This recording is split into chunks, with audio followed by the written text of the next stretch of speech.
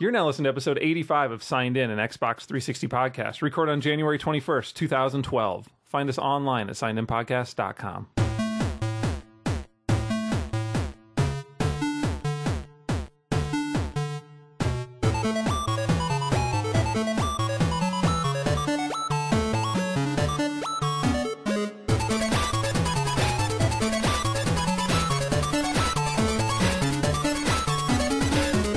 Welcome back to Signed In. I am Jeremy Superpro33. I'm Craig Prop Dresser. And I'm Sean Shonix.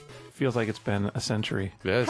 Happy New Year! Yay! It's been a long time. It has been. It's been a long lonely time. Yeah. Should write a song about it. Lonely So time. we're back from vacation where we did nothing but play games the last 4 weeks, right? Fuck that. Oh, yeah. No, that didn't happen. I went to Brazil. We were on vacation. You went to Brazil. We left the country. All of us. No, I didn't. Sean didn't leave the country. In his mind, he did. I live the country all the time. Right now, I'm not here. He's like, Have you ever been RPG. here? So, Craig, how was Brazil? It was fantastic. Was it awesome? Yeah, it was great. I had a really good time in Sao Paulo and spent 2 weeks there. Ate a lot, drank a lot, met a lot of people, talked a lot, walked around a lot. Drank even more. Drank even more. It was like 85 degrees the entire time. Wow. That is awesome. Yeah, that was a good way to spend Christmas and New Year's. Cool.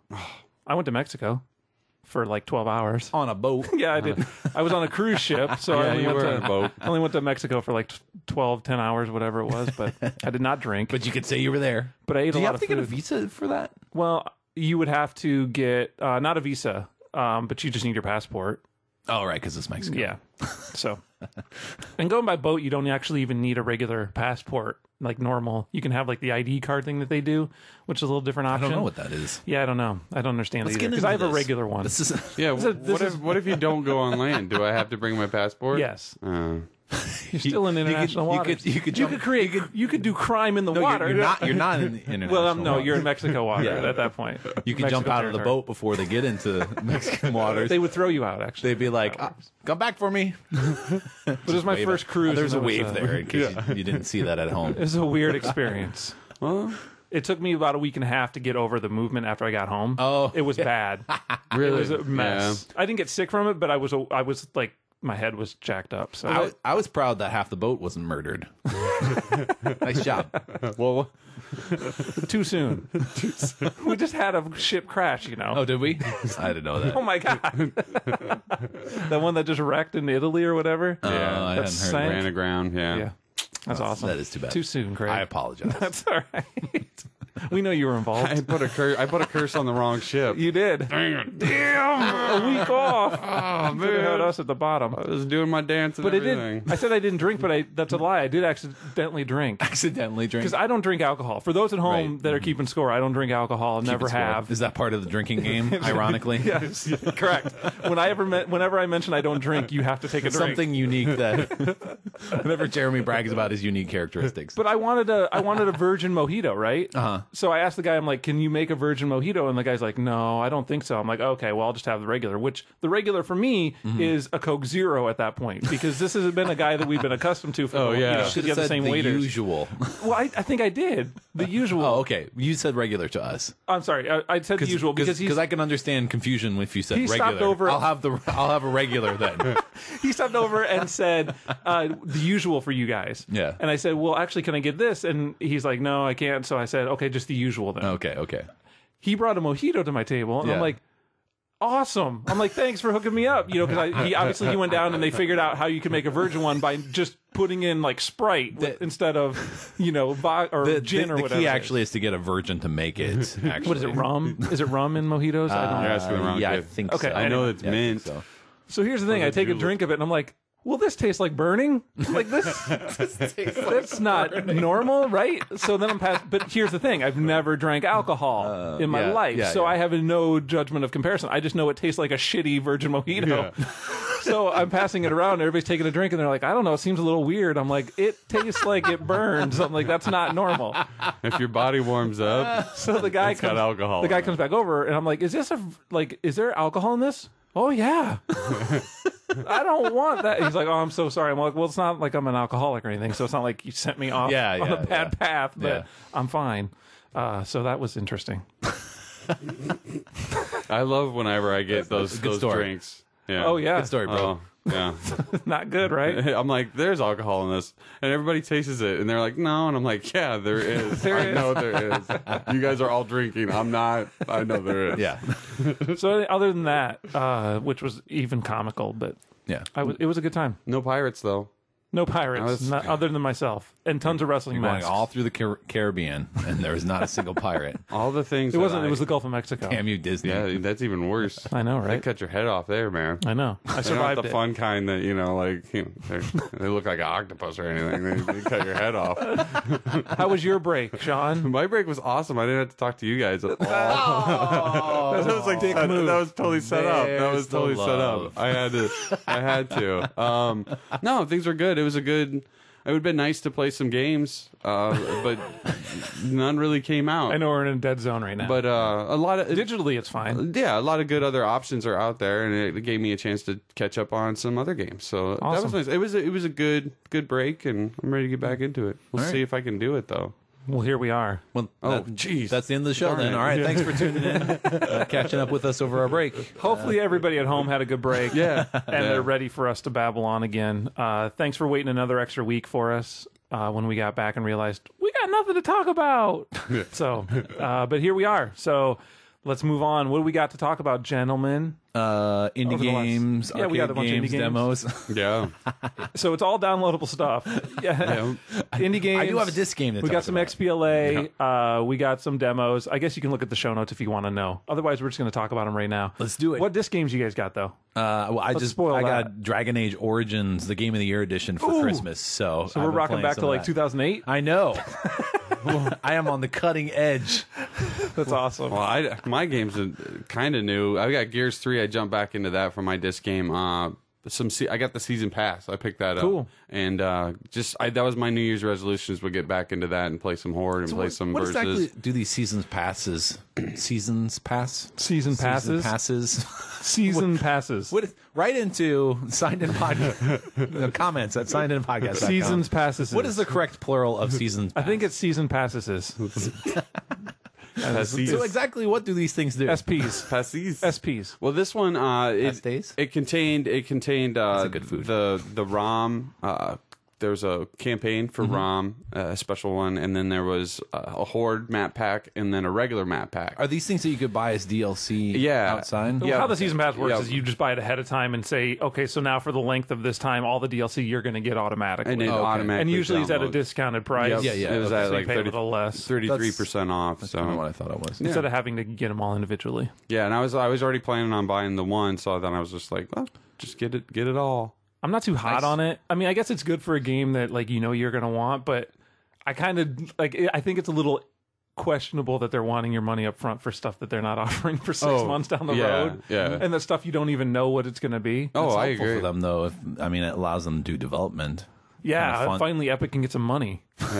But EA can get I'm some talking cash about- to get some product made. But the thing about it also I is, know what you're talking about. I like how they kept that deal going, even though the 3 of them have already came out. So then you can weigh in if you want to That's do it true. or not. So I thought that true. was pretty sweet. So I think with something like that, where you Yeah. know it's going to be map packs and you're going to want that stuff, that's good. So Yeah. like the Modern Warfare, things like that.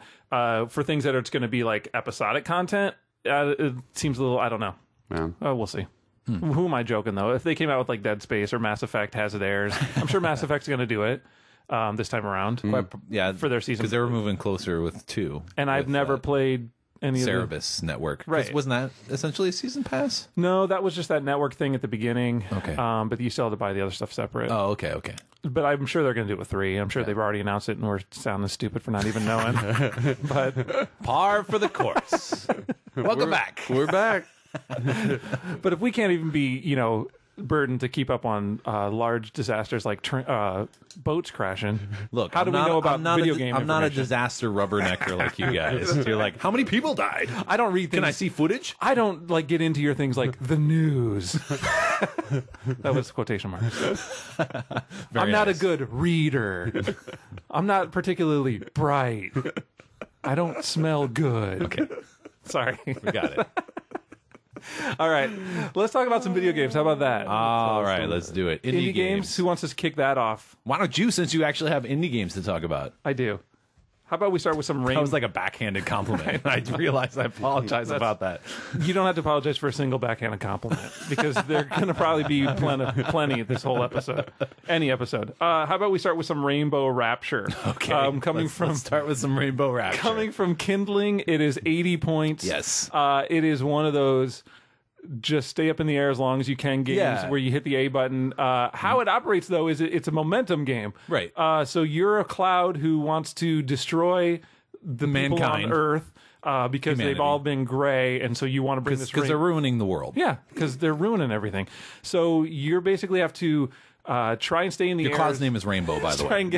Try and get as far as you can through through the course. Eating people. And so it works as a momentum, and it's like a game I talked about a while ago, Pigs Can Fly, where so you're floating through the air, or you're falling. Or you hit A to fall, and so you want to fall. It's a hilly ground, and you want to fall on the slope so that you go down and then release the right angle, as you go as an angle, and then get more air. Because if you come down too sharp or something like that, or at a completely wrong angle, then it's going to slow you down, and you'll slam into the ground and get all pissed off. Yeah, and so you have a meter on the side that's like a rainbow, and that's going down. It's like your life essentially, and that's going down as you. The more time you take, you get bonuses to that by collecting people, eating people, consuming people, and getting more air. Yes. So those are increasing it. So you want to stay in the air as long as possible, or get the most air as possible, and that will increase your rainbow, which allows you to go for longer. And then there's a couple different power-ups you can get, or power-ups I should say, but you can hit like a blimp. Powers up. Yeah. There's a blimp, right, that you hit? Yeah, you and can that hit a allows blimp. you to suck in people. So as you pass over them, it you basically suck them all That's in. awesome. Then there was like a tanker you could hit that was an oil slick. Yeah, because then you could just keep sliding continuously on the ground without losing momentum, and then the car made you speed up. Yeah. Yeah. It was interesting. It's pretty cool. Did you see the challenge stuff that's in there? Because there's also challenges that you can do that keep track of. Oh, yeah, and it so it monitors all that stuff. Consuming a number of people, like so you got to get to 300 people, and then you get that, and it gives you a star, and then there's a new mark to go to, like 500 people. So there's a lot of those kind of challenges, which I thought was interesting because there's really nothing to the game besides just trying to get as far as you can. Yeah, on the surface, it's just kind of a ridiculous thing like that nose chicken laser eyes thing. Yeah. On its very surface, but it's actually like really well produced. Yeah, and it's got a nice polish. It's cutesy looking, and it's a funny concept in my opinion. So I mean, it was fun. I like spending time with it. And it's $1, seriously. Yeah. Nice. That's cool. Check it out. I concur. I want to talk about lots of guns. I believe it was 80 Microsoft points. Is it? Okay, good. Because it's one of those situations where I bought it and I forgot to write down the price. And then you can't you can't check it. Yeah, it's from Stegosaurus Games 2. Stegosaurus. I love that name. It's a platforming shooter. Basically, you're climbing up this tower, just continually climbing, jumping from platform to platform. And as you jump past these particular bars, you'll get weapons and change your weapons. And then there's enemies coming down from the top. And as they go to the bottom, there's like fire at the bottom too, so you can't you can't touch that. Don't touch the fire. And but the enemies can go through the fire. In life. Enemies can go through the fire. If they get to the bottom, then they're just going to cycle back through to the top. So if you're not killing the enemies, then it's you're just accumulating more and more of them as you go up the tower. And the guns are they're a wide variety of guns. There's lots of guns. Starting with like the handgun, but then like later there's like a hand cannon. It's like there's like a rocket launcher, but there's also a rocket machine gun, which rapid fires rockets. There's a minigun, and so you have to watch out for what types of guns, because some of the guns are less effective, or some of the weapons are less effective than others. Well, and some have a recoil to them too, which I thought was really cool, like little touch to the game. So, for example, with the minigun, you have to watch out because that will throw you backwards, That's awesome. Especially if you're jumping in the air. So it's like physics issue with it as well. Yeah. But yeah, there's things like the bubble gun, which is very difficult to use. And Sounds like there's lots of guns. There are lots of guns. That is correct. And you're just climbing, and then there are checkpoints, and so it'll save at the checkpoint. So if you end up dying, you have like health and like 5 hearts or something like that. And every time you die, you lose like a half heart or a heart or something like that. And so you can keep dying until you're out of hearts. And then you can restart at a checkpoint, because you can continue the game from any checkpoint, basically. So I think the highest I have is over 500 feet or whatever. Cool. But the game, if you have played the PC game Super Crate Box, is going to be very reminiscent to you. Super Crate Box doesn't include the climbing, but other than that, and you get your guns from crate boxes. But other than that, it is very, very close. But art style wise, I like the look. it's a pixelated art style, but it's also kind of 3-dimensional in the way, but a flat 3-dimensional. And so I'm reminded of Rocket Riot, that arcade game. Yeah. You guys remember that? So, but it also does look a little like Super Crate Box. But a lot of fun. I purchased the game. It's good, mindless fun to just be running around shooting stuff. I dig the little thing in the background.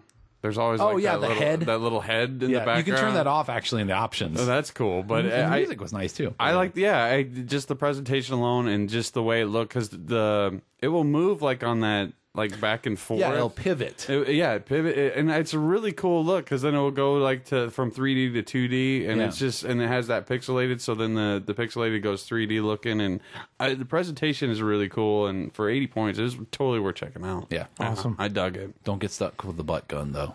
Yeah.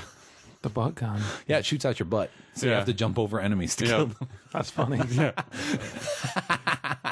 It's like I like that game because when you pick up guns, Actually, the spike traps are the worst. Yeah, you'll pick up guns and you're like, no, I don't want that one. You usually get a choice of two. It's like Counter style. But you have to go different paths, essentially. If you have the spread gun and you accidentally get the laser. Yeah. You're like, what the fuck? I don't want this. Yeah. It shoots so random. Damn it. Speaking of guns, I tried out One Man Army. Oh, yeah? From it was 80 points from Trippin' Alien. And you're a one man army, Dude. But yeah, Trippin' Alien, Dude. But it's like you're totally this like Rambo stick figure, because it's all like black and white drawn look to it. Oh, yeah? And you're like this, and you have a red bandana on, and then you aim with your right stick, which I was always having a little problem with that. It says you're shooting and then you're aiming with the right. So then when you go to move left and right, you're aiming that, because he pretty much can shoot up and down, left and right. And you're taking on tanks and helicopters. I just wish I liked it. There's power ups to it. You can pick up health along the way, but the demo was really short for an indie game. Oh, really? Because like I took Was it truncated? Yeah, a little. Yeah, because I just fought a tank and a helicopter, and then it was like, oh, enjoy the game, buy it. And I'm like, Oh. I didn't really. That's usually a suggestion that it's a pretty short game in general. So this one's more, I enjoyed it, but it's more of a word of warning to anyone trying One Man Army. A warning of what? You might as well pay the $1 and just play it out. But I didn't spend the $1 on it. I enjoyed what I played of it, but I just kind of wish it was a little bit longer. So it probably, like you're right, probably was shorter. So That's usually what I find. The game. Sorry, there are two reasons in general that I find that indie game developers make their demo shorter. One is because the game itself is short. The other is if it's a repetitive experience. So basically, you can get everything out of it just in that. If you learn that, like, oh, there's not much else to do here. The arcadey games. Yeah. So I like the look of it. I just kind of wish it was longer. So gotcha. I also checked out EvilQuest. Yes. Anybody else check that out? Yes. Awesome. Chaosoft. Yes, it is from Chaosoft Games. It is 80 points. It is $1. Yeah. And it's going to be your just regular like 8-bit kind of RPG experience. Action RPG. That's true. It's not like Final Fantasy style RPG. It's more like Zelda. Yeah, because there's not random encounters. I mean, there are enemies walking around that you'll have to actively attack. I found it to be really funny. Yeah. I like the idea that you're playing a bad guy who's trying to take over the world, got shut down, and then is like, he gets busted out of prison and tries to go on his quest of taking over the world and killing God, right? Yeah. Isn't that what they were challenging Something at like that point? Yeah. Reminded me of Corrupted. Yeah. Which I purchased over break, actually. And that's a great game, too. Yeah. And so that it reminded me of that as well when I was playing it. I And think I'm like, that's why I thought we've already talked about this game. That might be. I think that's because you don't get many games where you get to play the bad guy. No. Yeah. And it's kind of a fun Who experience. saves the world. Yeah, and it's kind of a fun experience when you're playing the back. I mean, that was almost like handled in that jokey No, I tone know, too. yeah, exactly, yeah. Where he's kind of a joke about the whole thing. This guy is like wanting to kill everybody and like straight up kills people when they like help him out, which is awesome. Yeah. I mean, really simplistic as far as like finding weapons and equipping stuff. And when you level up, you get to increase one of your 4 different skills, which is like strength and vitality and intelligence, all those kind of things. You do have magic that you can use in the game. I had only played so far that I got the ice spell. I haven't got anything past that. I'm assuming there's other things. I'm guessing so as well. And then you also pick up items that you can use, herbs and things like that to like heal yourself, which you'll need. Suspicious herbs. Suspicious herbs. So I don't know. I've enjoyed my experience with it so far. I picked it up. It's $1. They do mention in the, I think because I played the demo first, they did mention that you can continue to play and save your game. Right. You can and continue to do the experience. And they did mention that, you know, basically it's one of those demos where they're like, hey, we got a long intro. We realize our demo's only 8 minutes. If you want to go ahead and skip through, go ahead. And that's what I did too. At the first time, I'm like, do I want to skip the intro? No, I want to know what's going on. So I played it, and I didn't even finish the intro, and it like timed out. And I was like, and that's when I bought it. I'm like, I'm just gonna buy it because I'm like, if that's already that long, I'm fine for $1, I think. Yeah. The music I enjoyed a lot. Yeah. I thought it was just really well done. It's just in that style. So I found it a little loose as far as controlling, trying to line up with some of the enemies. Because they have enemies that like the bats that are flying around. That pass through walls. They go through some walls. Of them go like hyper fast. Yeah, some of them were going quick because I was trying to just avoid some of them because they would give you like 1 coin or whatever. So I didn't want to deal with it. So I was just trying to go past them, and they would speed all the way up. Or one of them was going super fast. I wasn't even thinking about that aspect. I was just trying to burn through some of it. So, but I enjoyed it. I'd recommend checking it out if you like those kind of games. Sweet, those kind of old school RPGs. Yeah, I haven't bought it. That's the only thing. I just haven't bought it yet. I want to try it out and play some more of it. I'll get it. $1? I'll hook you up. No, I'll get it. I got $1 right now. I'll give it to you. I wish you could just buy dollars. I wish you could give games on there to people. Well, those kind of games. Anyway. Yeah. I want to talk about Lexiv, Lexiv, from Andrew Galbatz. I believe it was 240 points. Again, another case of me buying it and forgetting to write down the price. So basically, Lexiv is a spin on Scrabble. But it's I like Scrabble. If you listen to the name Lexiv, it's kind of a combination between Scrabble and SimCity in a way. So basically, the words that you create help to generate this city, this tiny city. And so, depending on what type of word you make, it does different things for the city. No. So basically, because this sounds awesome. So basically, verbs allow. So the main export of the city are letters, and so that's what you use to build more of the city. And so verbs allow basically increased production. Nouns give places to live for the people who work in your verb factories, and so they don't have to travel as far to get into town and make letters for you. So it again helps to speed things up. Adjectives, because they modify nouns, basically I think they increase like multipliers or things like that. And there's also like multipliers on this grid or whatever. And then adverbs do something else. I can't remember exactly what they do. But then you can also like build utilities for your towns, like different parts of the town, depending on what they need. And so like there's hospitals and schools and stuff like that. And they have like a radius, and you can upgrade them so they have a bigger radius, and that increases like multipliers on the words that you've built. And so, you know, you're playing Scrabble, but like there's also this massive strategic element. Well, there's a strategic element in Scrabble already, but this seems a little more involved. And then like as your city upgrades, you get like special abilities. Like I had one where basically I could throw out all 7 letters and get new 7 letters if I didn't like them. Or one was whenever you level up, then you automatically create 5 new letters, including the level that level that you're leveling up. But really fun. It sounds awesome. It's really deep, and it's got decent music, and it's just a really great concept to a couple of old ideas. The only issue, there is an issue with it, however. The only issue I have is that every time I play, I experience this sort of stuttering gameplay where it'll kind of stop for a second and then keep going.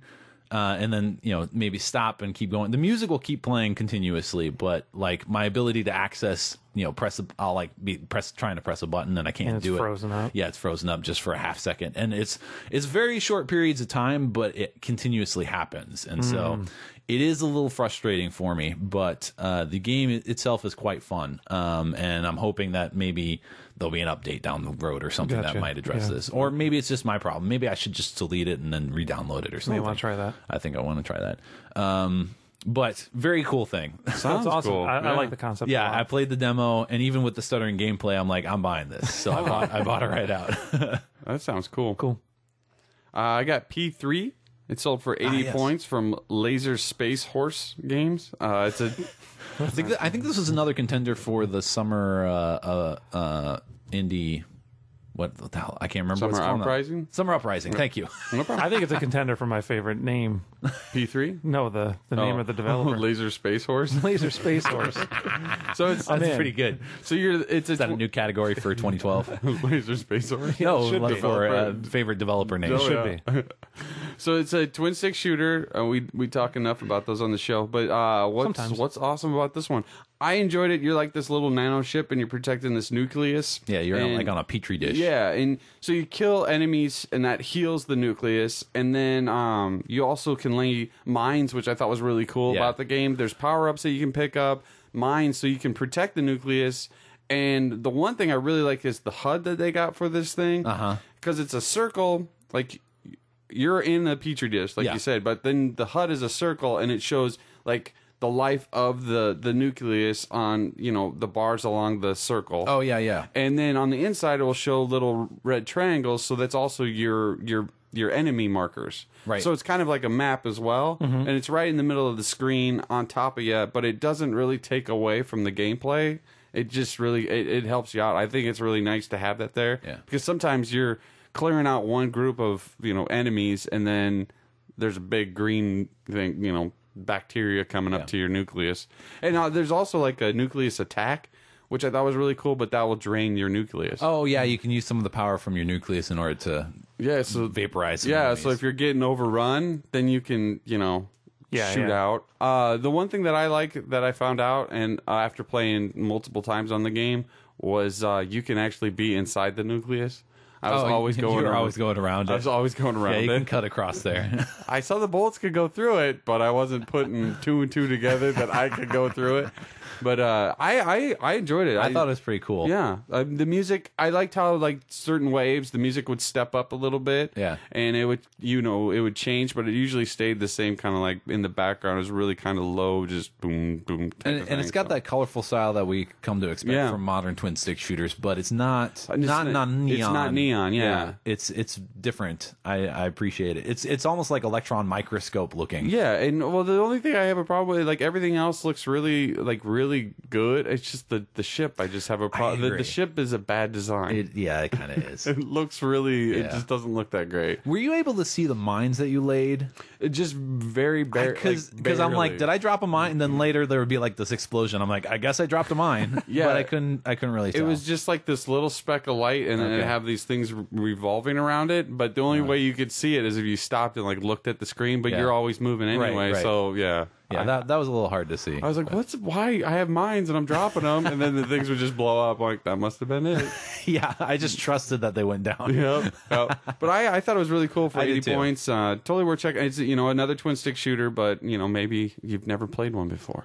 Maybe you haven't. There you go. This is the time to check it out. Yep. I checked out Game Type.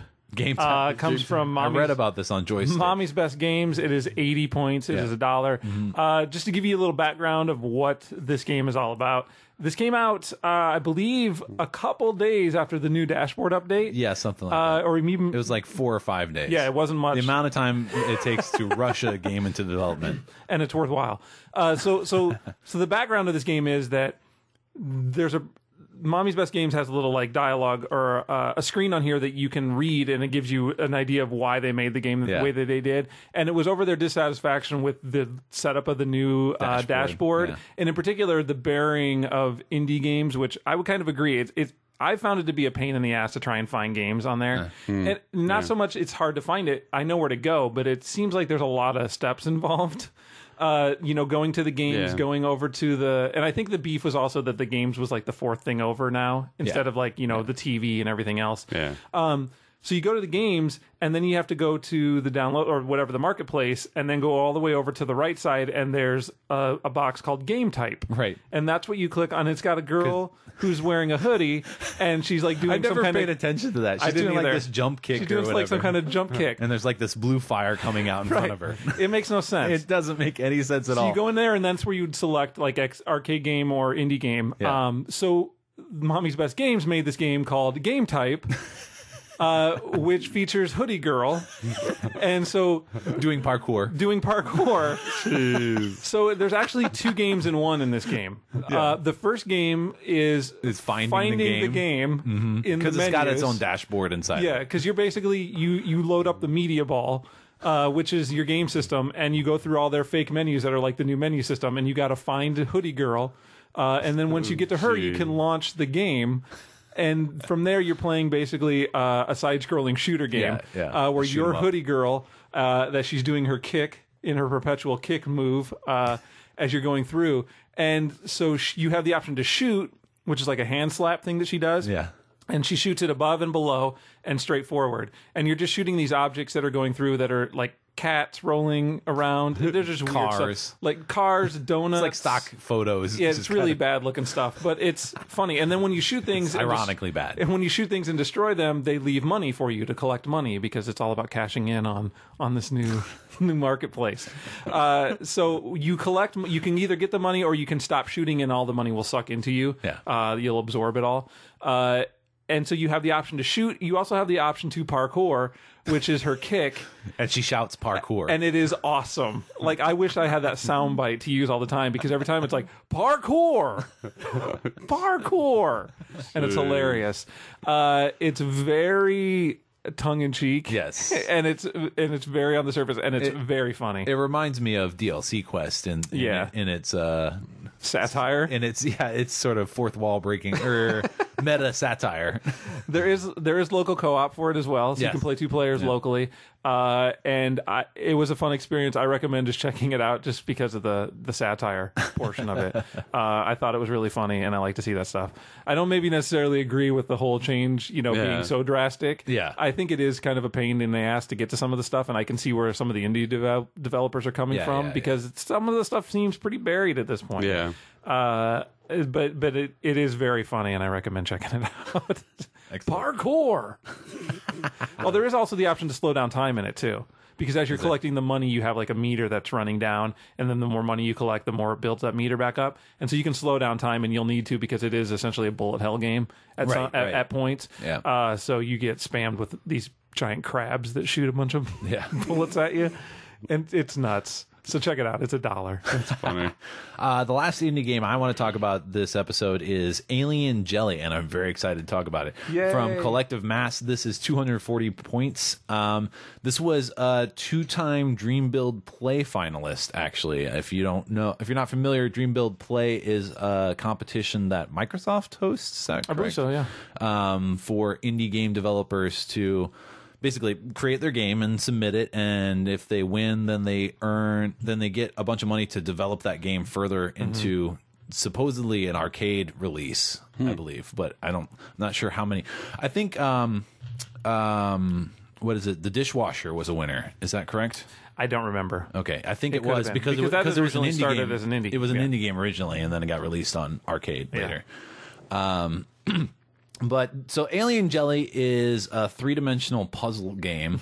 It's reminiscent of, at least in terms of how the puzzles are constructed, of Ilo Milo. Yeah, and especially in terms of how you maneuver around in that place too. Yes. As far as like how you move and how you control the camera. It's very Ilo Milo. Yeah. I mean, that's probably the easiest thing to put in people's heads. I agree. And so basically you're these little alien brain dudes in jelly cubes, and you've come to visit the Earth, but the Earth isn't there anymore. And all there are these little cube things, and so you're kind of stranded there, so you have to get back to your ships and to figure out what's going on.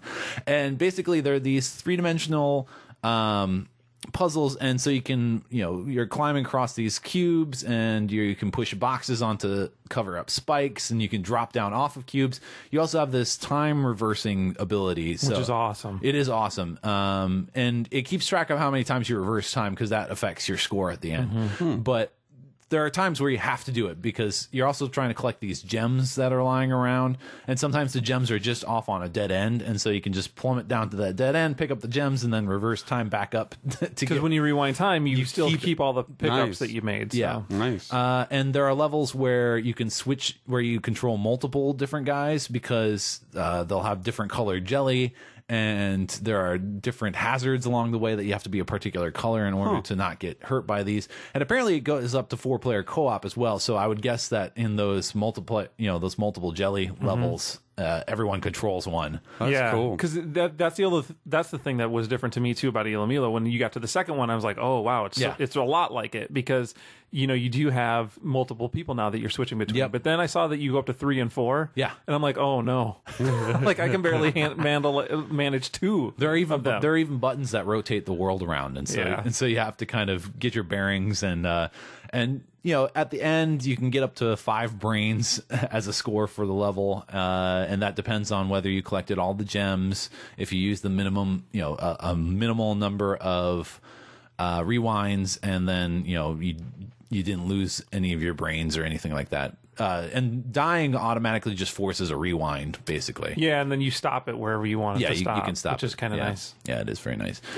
Really good puzzle game. The puzzles are really, really good. Yeah, some of those stages I saw looked pretty crazy towards the end. They can be very challenging but very rewarding when you finish it. I'll bet. Cool. And I love it. And the other thing too is that it just looks amazing. It does. It is really, really tightly polished and like just really smooth looking. Yeah, I really was surprised by. Well, if they've been a finalist in Dream Build Play twice, that means they've been working on it at least 2 years, and it looks like it. Yeah, I mean it's really tight looking. Yeah, it is completely worth it if you like puzzle games. This is a game that you should definitely be checking out. And it's totally got it totally reminded me of the Tim Burton Mars Attacks soundtrack going on. Yeah, it's got the theremin in the background and stuff. Mars music. Very cool. Yeah. So that was really And there's cool. some funny dialogue that goes on with them as well. And I love the game. I think I'm through chapter 2 now, I believe. And there are like 4 chapters, 5 chapters, and there's like 8 levels in each chapter. Nice. And they take a while. Well, because I'm a perfectionist, so I'm like, damn it, I missed some gems. So I'm like, replay the level.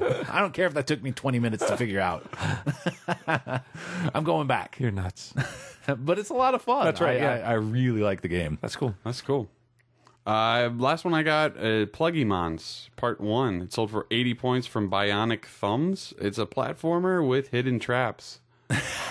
And that's exactly. I mean, it's a little Super Meat Boyish. Is that correct? Where you're going to die a lot. You have to be prepared for that. Yeah, a little bit. It's in the vein you're picking up like coins or gems, and you're fighting bad guys. And I did not play this, but I had heard about it before, and I watched like a video on YouTube or whatever for their trailer, and I've been looking forward to this game. Actually, it looks very cool. It looks really. I mean, it's a high polished game. I thought that the presentation was really good. The only problem I had, and I think I would have probably bought it outright. And maybe I want to try it some more. The controls seem very loose. Oh, really? And with like that kind of where you're going to be jumping to a platform that has a saw blade right next to it, I needed to be able to jump onto it without going over there. Are they like floaty? Right. So a little bit more than you should. A little bit, and then so like I've tried to compensate, and then other times I'll just jump straight up, and where I think I'm giving it a little nudge, and it just that's where I'm having a problem with it. I just can't kind of get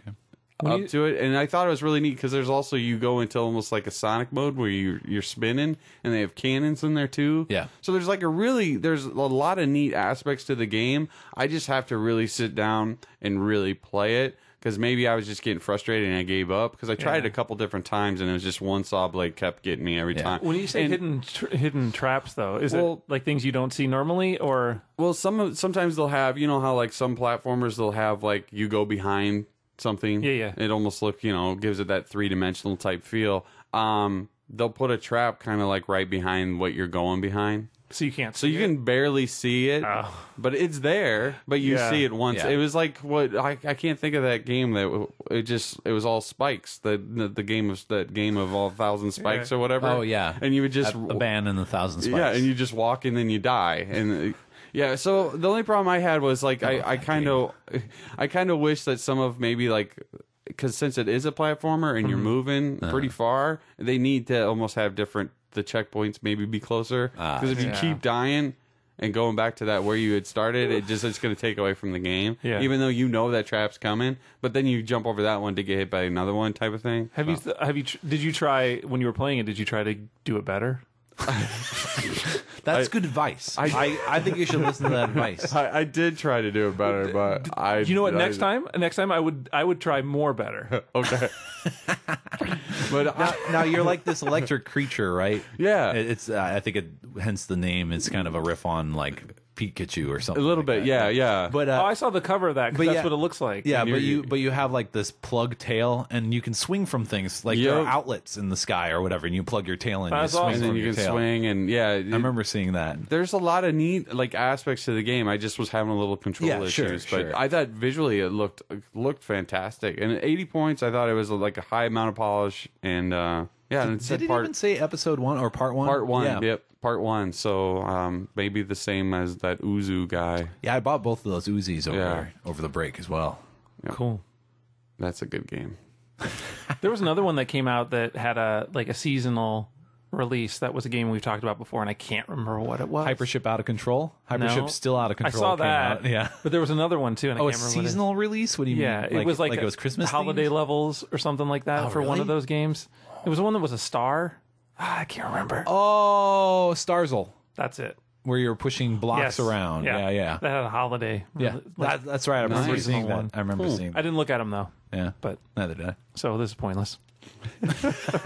I'm pretty sure but we have it's talked just about additional it levels. Yeah, I think that's what it is. I'm pretty sure it's exactly the same as Starzl. Right. But now there's snow. Snowman. All right, is that it for... I don't have any more indies, so I think that's it. done. Yeah. All right, we can move on to XBLA. Let's do it. All right, shall we start with the good stuff? Well, do we have anything to touch back on that we've played? Because I have some Joe Danger, which we talked about last episode. Okay. We talked demo-wise.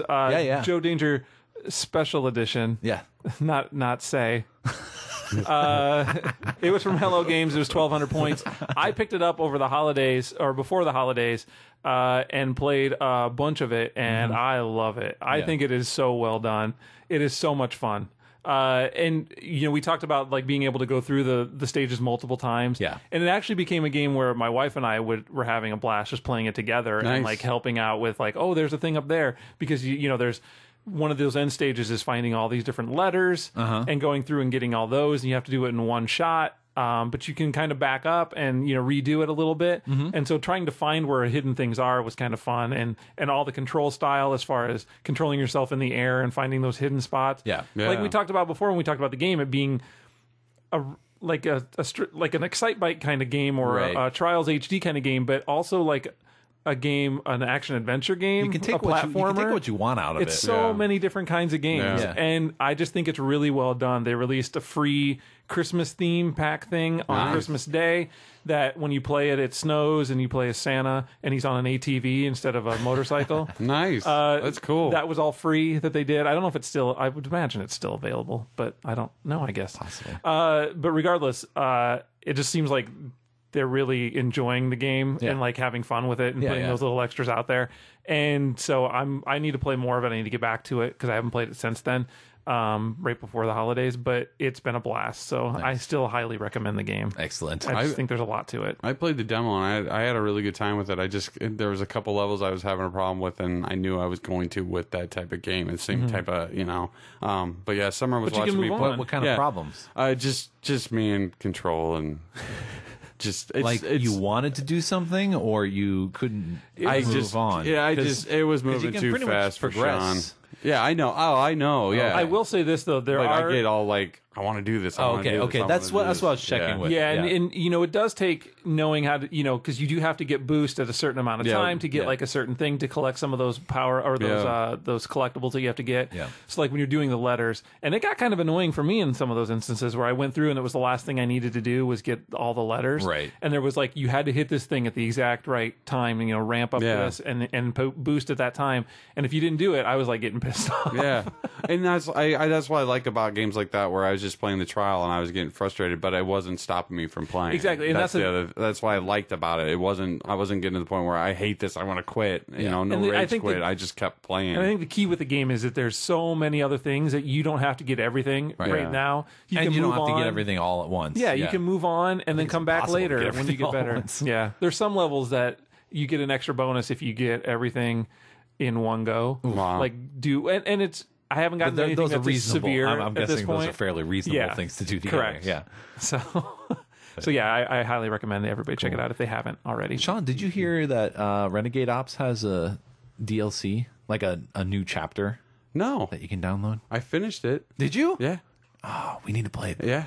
We need to play, bro. Yeah. Yeah, bro. Oh, man. Why did I call you bro? Did I It's buy? all right, bro. They put that on sale, right? And I joked that I was going to buy it and we were going to play the co-op without Craig. Yeah. I don't think I ever bought it. Well, good. It was a good joke, though. I said we could totally bust this out while he's gone, and then, oh, sorry, Craig, we already did co-op. That was good. Like that wasn't even good. I didn't even buy it. So what the fuck? That was not even a remote good threat. Yeah. Come on. I felt safe. Exactly. I want to talk about All Zombies Must Die. I'm going to get on my soapbox right now, and it's the political season. That's the platform you're running behind? I think this is something that the candidates are kind of ignoring, this zombie uprising and how bad it's getting. No, the video game. What are you talking about? Most of them are taking part in the discussion. All Zombies Must Die from Double Six and Square Enix sells for 800 Microsoft points. Now, I gotta admit, so this is a twin stick shooter. It's a zombie twin stick shooter, so you have a general idea of what to expect from it. That's a pretty common genre right now. Yeah. And specifically zombie twin stick shooters. Yes, it's got its own category. It's a common subgenre right now. And so when I first looked at like the screenshots, I'm like, I don't know about this, mostly because of the character designs. Like they have big heads and big hands and big feet, and they look like the Marvel superhero squad, and that stuff, I don't know, weirds me out. The big hands in particular. The big extremities. They just got all got beastitis. Yeah. Craig and his fear of giant extremities. It's weird. It's weird. But so I was like, I don't know if I'll like this game, especially coming off of the sequel to Zombie Apocalypse. And I wasn't too hot on that. I still never was able to play that game. Oh, really? Yeah. I raced it and re-downloaded it and still wasn't able to play the trial. Cache or something I'm like just that. done with it. You know what you should do is just break your Xbox. You with the advice. He gives good advice. Play better. Buy a new Xbox. Yeah.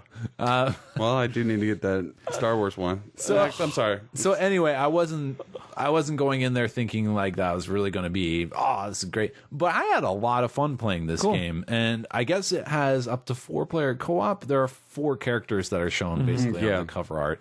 And you just kind of start off as this dude wandering around, kind of discovering this zombie apocalypse that's going on. The city's been shut down, and like basically you're stuck in a particular zone, and you have to complete a certain task given to you by the robot sentry that blocks the exit in order to progress.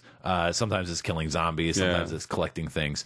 And there are certain objects that you can sort of inspect. They'll have like a little magnifying glass over top of it. And so you have to go next to it and hold down A, and there's a little progress bar, which reminded me of Dead Block, where they would have progress bars for things like building the obstacles.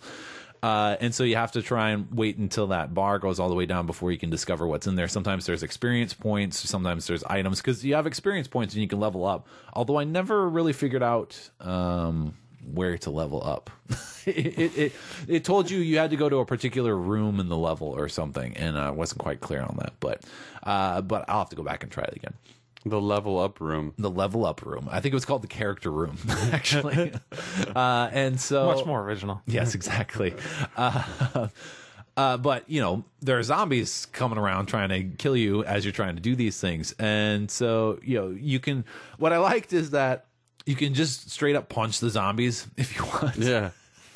Like you can always just switch from your weapon and go to fists and start punching, and it's pretty effective. Yeah, I mean you can get overrun if there's a lot of zombies coming after you. Yeah, because the fists take a while. But yeah, I thought that was really cool that you could save ammo that way, and it was still, like you said, it was effective. Like a lot of time, you don't even want to go to that route, but I think they made it that way to make you hold on to ammo or Yeah, but Get in the mix. There can be a lot of zombies. They do show up. Oh my goodness! And I would try to corral them and then like funnel them through like a doorway or something so I could pick them off, and they would still kind of overrun me. And if you shoot, if you destroy them, then sometimes they'll drop power ups, they'll drop health, they'll drop ammo, they'll drop these tokens or whatever that you can pick up. But also, there are different types of zombies. And sometimes the different types are just what had happened to the zombie. Like if it's a zombie ran through some fire, now it's on fire. Yeah. Wow. And if you shoot it before the fire goes out, then like it sets other zombies on fire. It could set other zombies on fire, but it also drops different shit. Like the food that it drops is more powerful than it's more effective than the other. It drops bigger ammo. It drops gold tokens instead of silver tokens, and so there's a bit of a strategy there as well, trying to hit zombies as they're being affected by stuff. And then if you play all the way through the demo, you get to like a boss level at the end, but you don't actually get to fight the boss. But you get to see this giant mutated zombie coming at you. Yeah.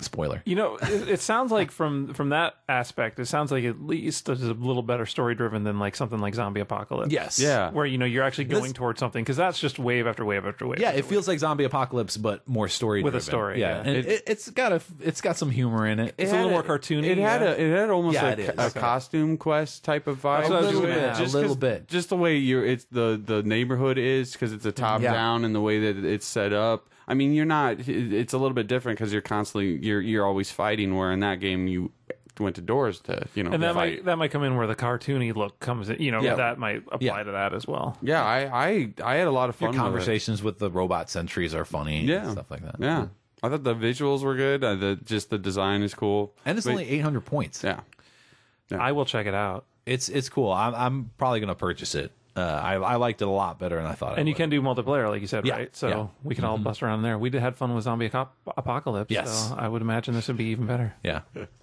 Now the only gun that you get in the demo is the shotgun, and so it's a twin barrel shotgun. So you get 2 shots, and you got to reload, and so it was nice though. That I was worried that was going to get too frustrating, but it didn't actually. I like the fact that you can melee too, and it is effective. You just press B and it switches from whatever weapon you have to your fists, and press B again and you switch back, and you can change weapons on a different button. Cool. Yeah. But some of like the screenshots, so like one girl had the laser gun. It looked like the old time, old school laser gun. I don't know what the Rastafarian alien is about. That's on the cover as well. That was another reason where I'm like, I don't know about this. It's like a gray wearing like. Awesome. Does he have dreads? He looks like a stoner or something. Does he have dreads? I can't remember. He's got a beanie on. He might have one of those beanie with the fake dreads. Yeah, I'm fine with that. It's possible. Fit in. And maybe somehow. it's probably his disguise or something like that. It's probably what the deal is. Yeah, man. He's Irie. He's Irish. I don't know. Precisely. Dang. I'm going to talk some Blitz.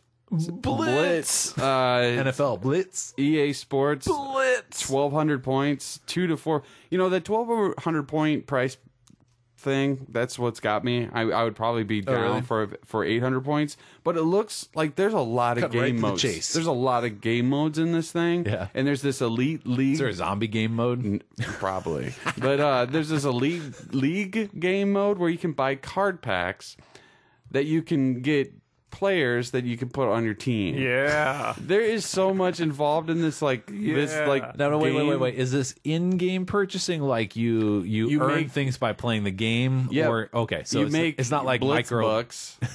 Yeah. It's not like microtransactions where you have to actually you don't have to go money. buy them like real money. No, you make Blitz bucks in the game, and then you can buy card packs. And now I'm in. I want this game. I don't even like football. See, and that's collectibles. I'm there. That's pretty much why I can buy random packs. Yeah, like I was like reading. I was like 1,200 points. This seems pretty beefy, because I think you only get to play as like 2 different teams in the one exhibition game that they have. But when they have, a create your leg, you can have a league. Create your leg. You create a leg. That's pretty awesome.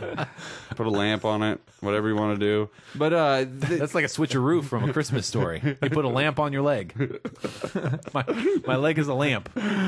I love lamp. I really, that whole aspect made me want to drop the 1,200. Like at first I was like, this game's way too pricey.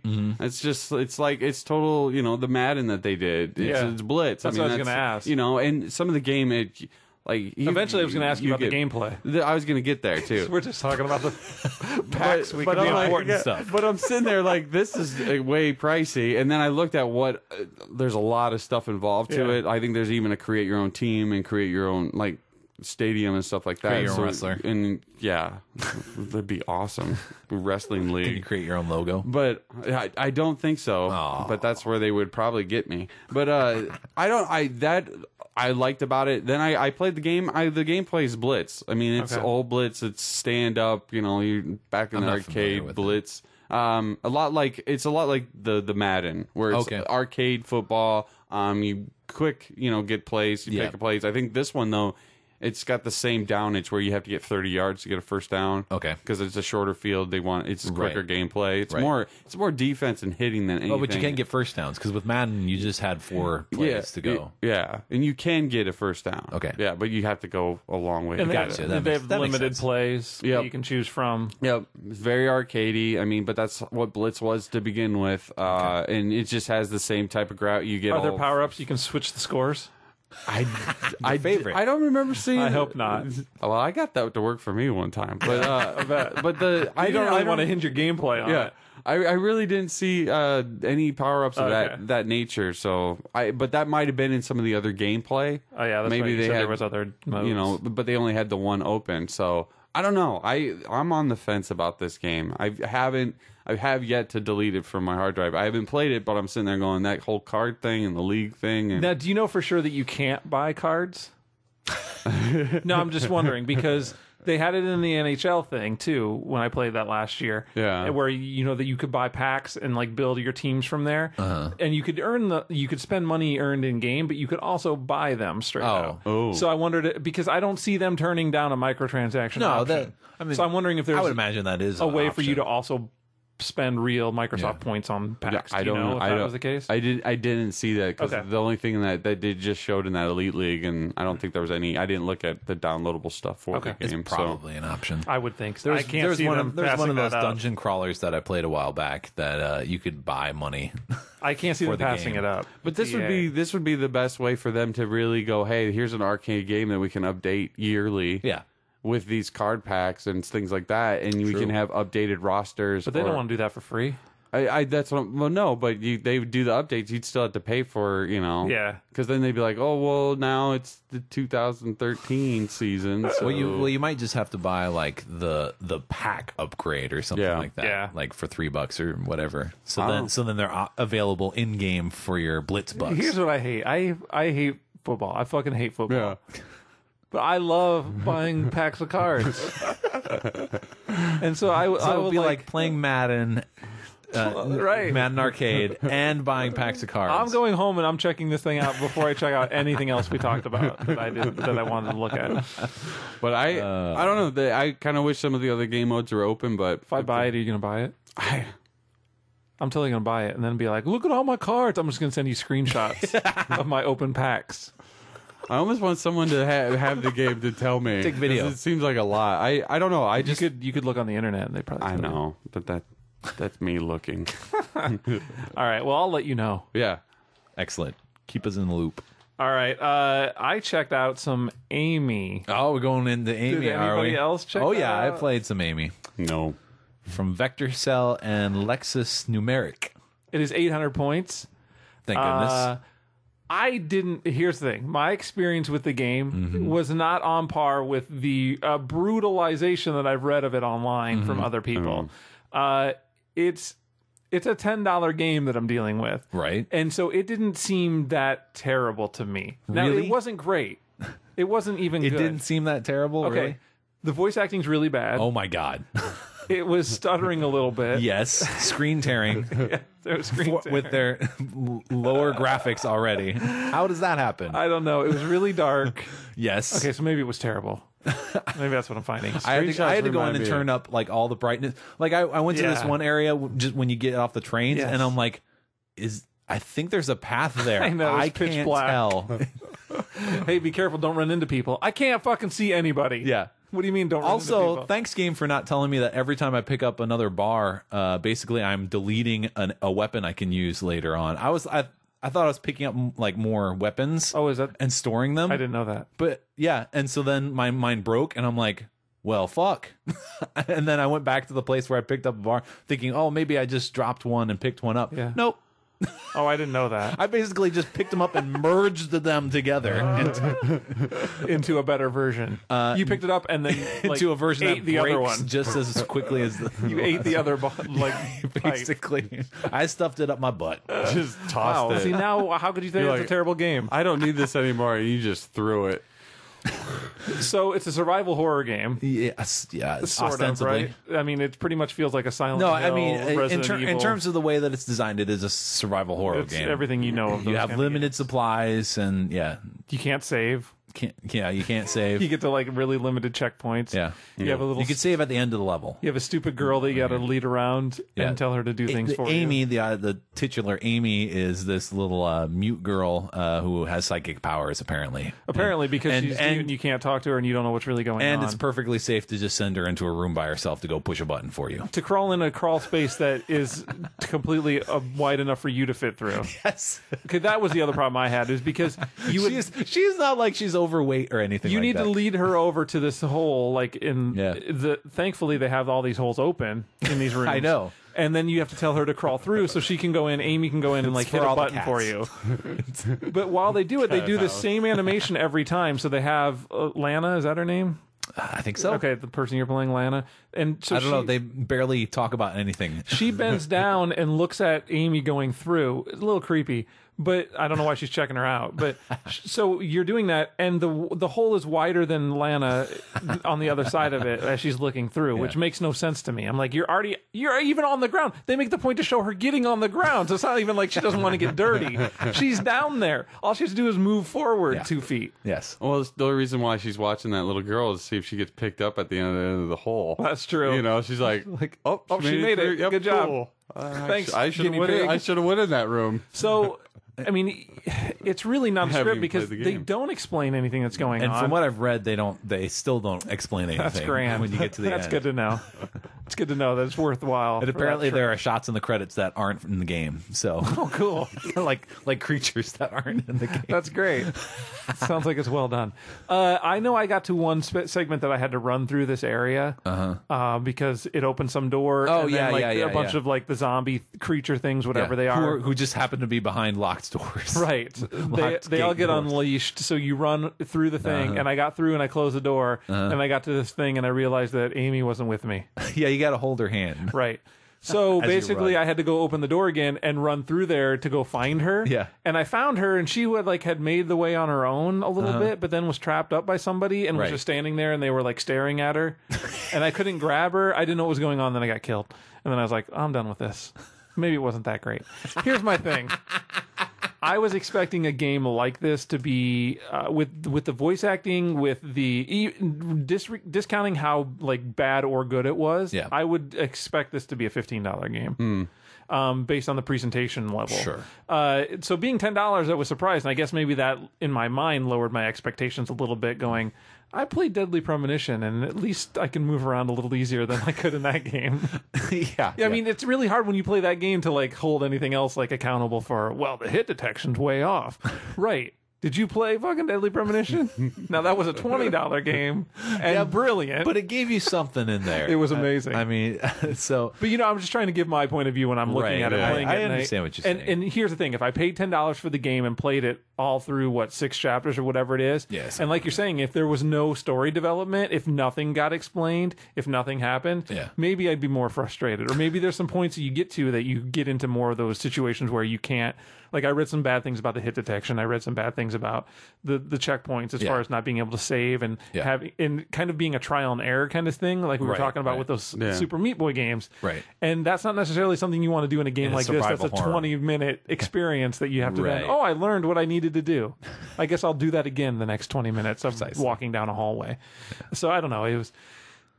I think the press is enough to keep me away, probably, from wanting to experience any more. It sounds like the screenshots was enough to keep me away. I had a hard time figuring out that puzzle to get past the electrified door.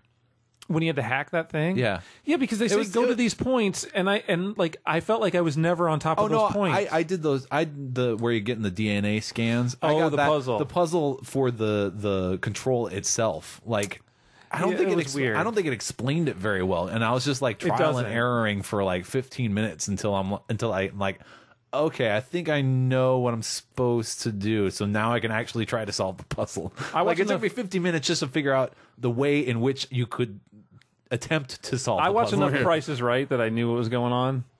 Because it's like that puzzle on The Price is Right where they have the 4 different things and you got to go do it and then go pull the handle. Yeah. And it tells you how many you got right and how many you got wrong. Sure. It's essentially like that. Yeah, but there was that's what it is. There was like a marker for like in the wrong place or something, but then I would move it to a different place and then it wouldn't light up. Like it wouldn't give me the same in the wrong place even. It wouldn't? It was fucked up. Oh, okay. I couldn't figure it out. That sounds like a problem. That sounds like no good. Also, why is Amy like a computer hacker whiz? I know. And I like how they introduced that like she just goes in and starts like typing on this computer thing and I'm like, what the fuck? the first chapter. Like maybe they'll explain that later on, but I don't care. I don't think so. I don't either. Now that you're saying that they don't explain shit, I'm thinking that's probably the case. They don't explain where she gets her psychic power from, I hear. You know why? They don't explain that center. Amy too. Wow. Electric Boogaloo. Yeah. I almost want to play this just to experience it. You should. Let me know how that goes. Because I saw it looked like PS1 like Silent Hill. Well, it's a downloadable title, so it's gonna. Of course, it's going to be a little more sparse. I don't know. A lot of people are comparing it to saying it's the Hydrophobia of 2012. I actually enjoyed Hydrophobia a lot more than I enjoyed Amy, but I only played it after the title update. So, and it was a different demo than the one. Hydrophobia. Hydrophobia. The voice acting was on par. Yeah, that's probably about My accurate. God, that guy would not shut up. Oh, that creepy dude. The taxi driver. Yeah, dude. who was calling after Amy. Yeah, come on out. And I'm it's like, and it sounds like you're gonna rape her, dude. It's just like Lana's like, okay, weird sweaty dude who's hiding back here. I like when I walk back there and you can see him crouching down. And I thought he was a bad guy at first. I know, same here. So I'm like, I can see you, dude. He's like crouched down waiting. So I went around to hit him, but then I noticed he wasn't freaking out. Whatever. It's creepy. All right, that's enough about Amy for me. Amy. Oh, thank you. Speaking of Amy, I tried Scarygirl. Oh, okay. I don't think her name's Amy, but no, but she's scary and she's a girl. It's 1,200 points. It's a platformer, and you're like this little girl that gets taken in by an octopus. Mm-hmm. The art style for this game is just awesome. It's very, has that Tim Burton feel to it. Yeah. I thought the visual was really cool. Nathan Jervis is. There you go. That's his name. He's got a lot of stuff. I mean, like product wise, this Scary Girl stuff, and Aaron's really into it. And that's why I'm glad I said it as that's what I think, because I don't know people's awesome. names.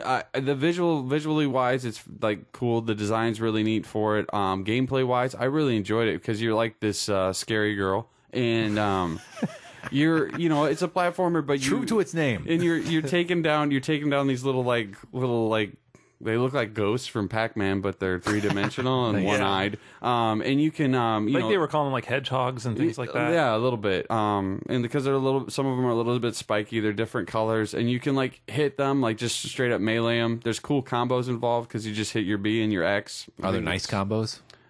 No, cool super combos. Super combos.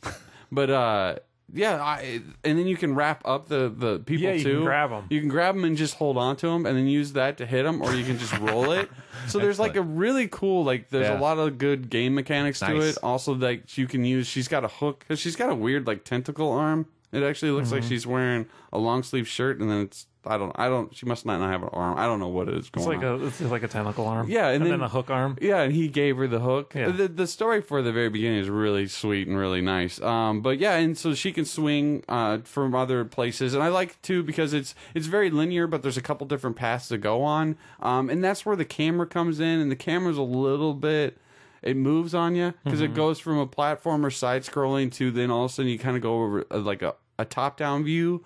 So that kind of messes me up when I'm trying to jump, because you can also like float. You can, when you do jump, you can hit the button. She spins her little tentacle arm, and it's a little helicopter. Goes up a little bit, yeah. Yeah, and I mean, the design is cool. The gameplay is good. Nice. I played it out until it let me finish, but I had a lot of fun with it. I just haven't bit the bullet because it's 1,200 points, and then that's the same price as Blitz. So I'm like sitting there, yeah, and it's like, you know, I'm kind of weighing them. But I had a lot of fun with it, and it, you know, it looked really. I guess I was in the mood for a platformer.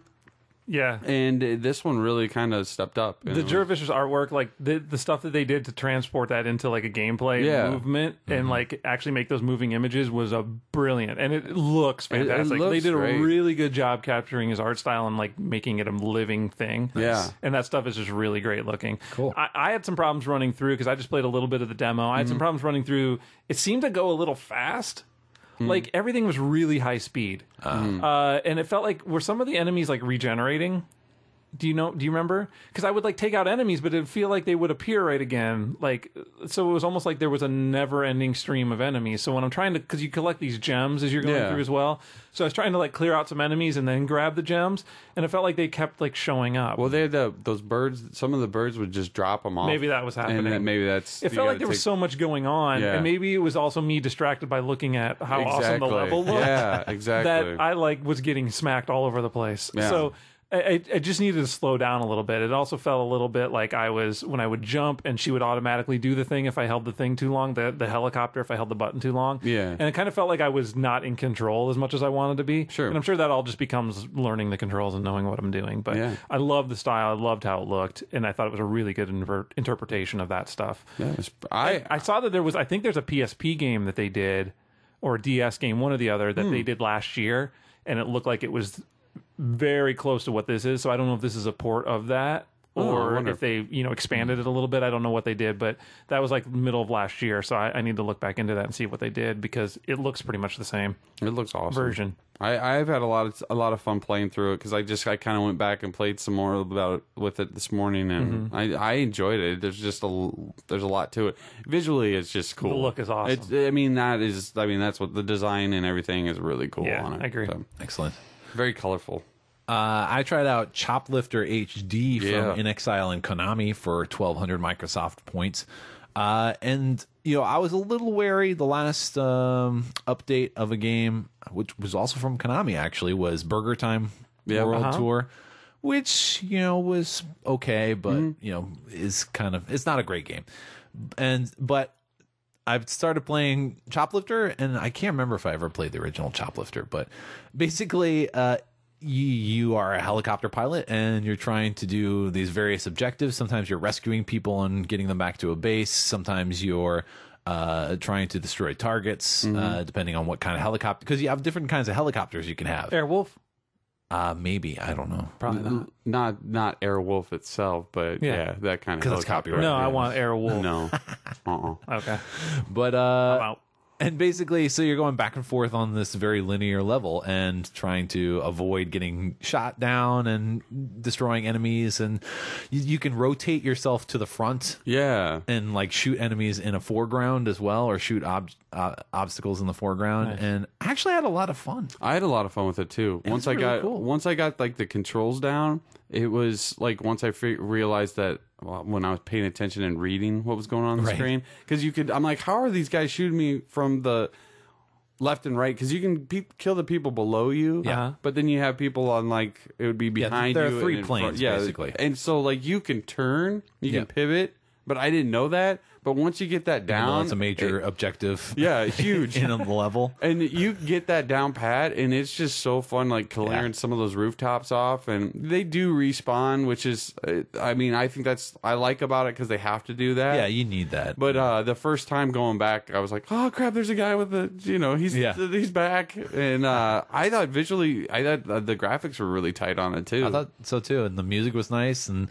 there are like little secondary objectives that you can do as well. I think think the ones in the demo are just like saving this news team. But you have to kind of pay attention. You can like there's like an audio cue, like you can hear them shouting for you if you're flying over. But if you're like going real fast to your main objective, you might not notice them. Nice. But yeah, if you land and pick them up, then that's like a secondary objective. I think I ended up shooting one of my the guys I was supposed to rescue. I feel like I did because I landed and then next thing you know we were getting attacked and you can shoot when you're on the ground and I just started just laying out and then next thing you know like bodies were falling. I think you can also use the helicopter blades as a weapon because in the very first level there was like a bonus thing as it was tallying up my score for the number of chickens that I killed that were running around on the helicopter pad that I had to land on. Yeah.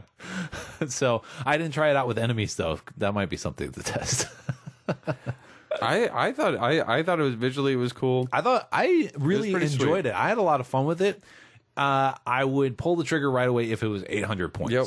I agree. Oh, it's 1,200? It's 1,200 points. Yeah. I'm not saying it's not worth it, but that is, that does slow me down.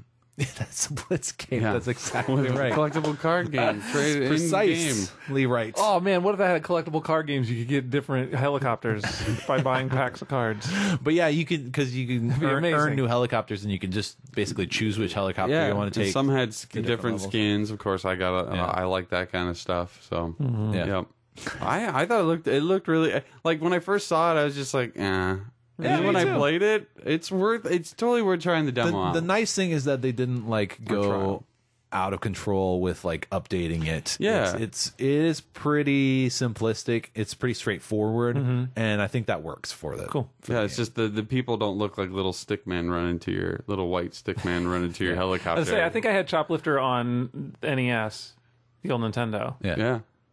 So I always ran out of gas. It's been a little while since I played. So on the Konami tally here, this does not fit into the column here with Burger Time and what was that, Galaga Legions and stuff like that. No, that goes in the tally with Bionic Commando Rearmed and Russian Attack for me anyway. Russian Attack has a middle column.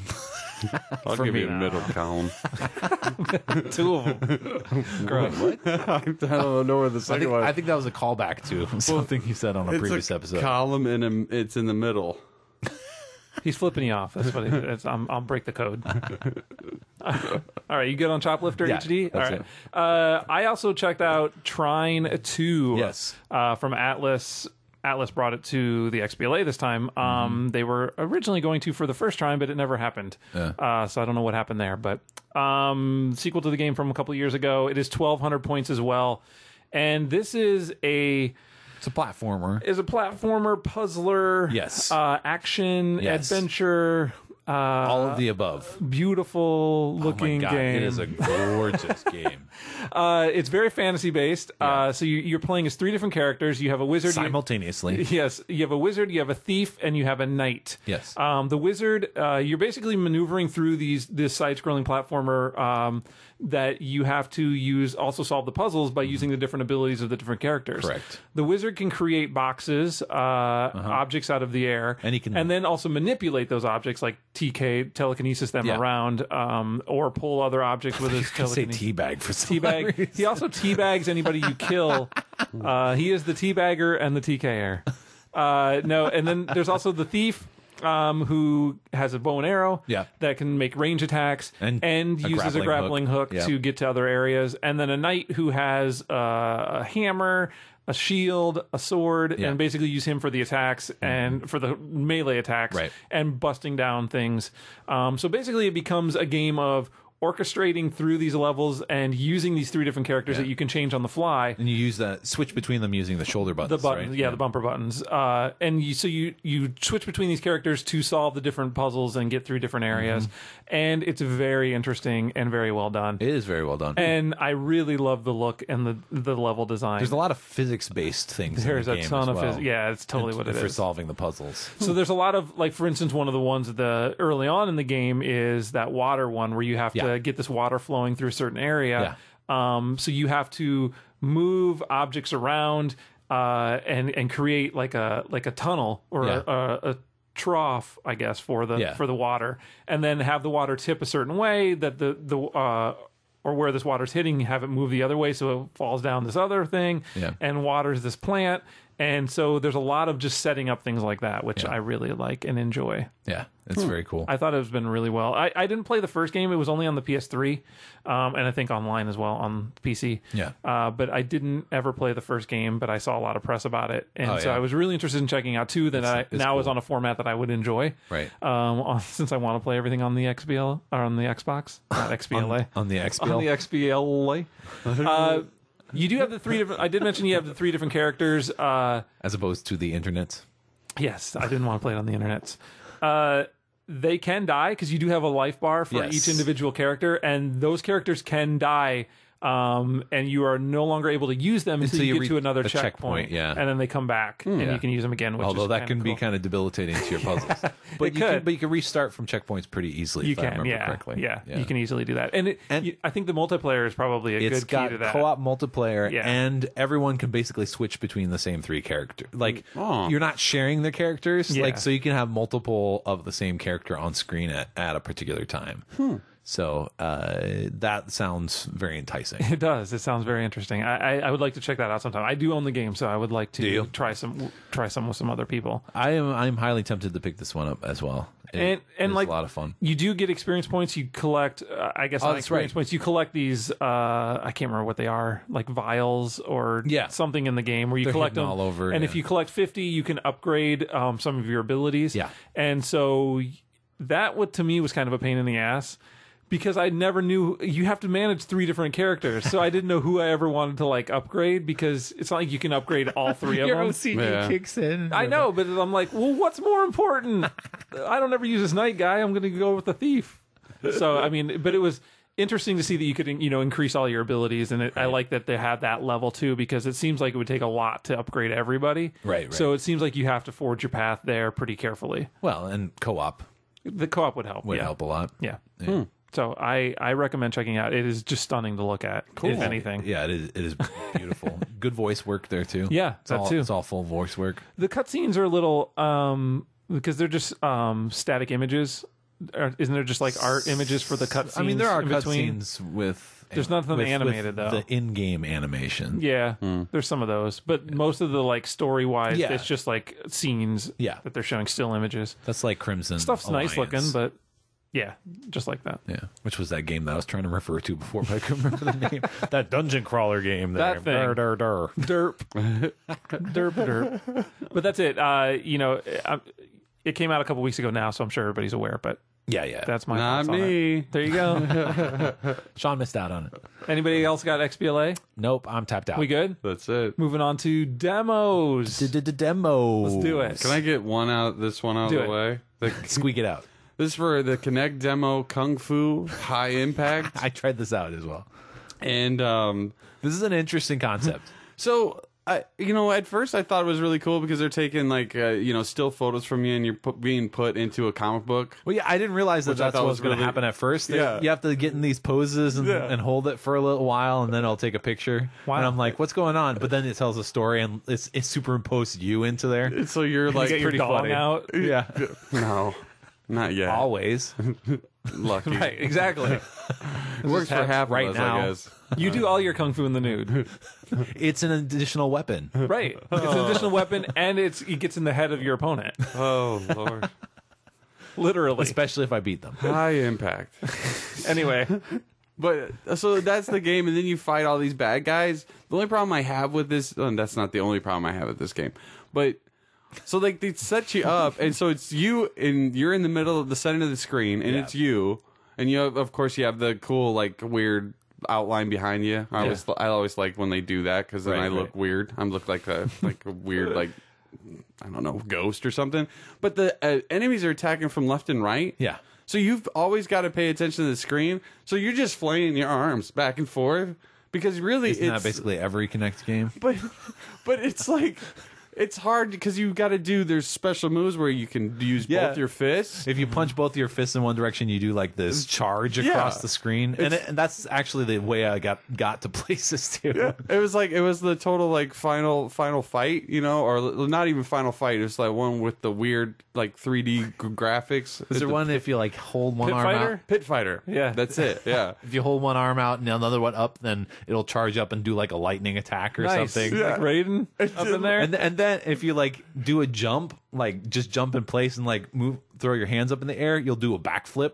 Yeah. But your character can also jump if you're just jumping.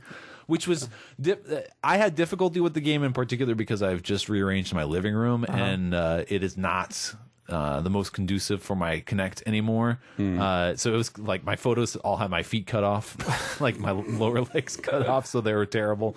But it's also difficult because I have like a ceiling fan in there, and so when you're 6.5 feet tall, doing a jump and throwing your hands above you is very difficult without crashing into your ceiling fan.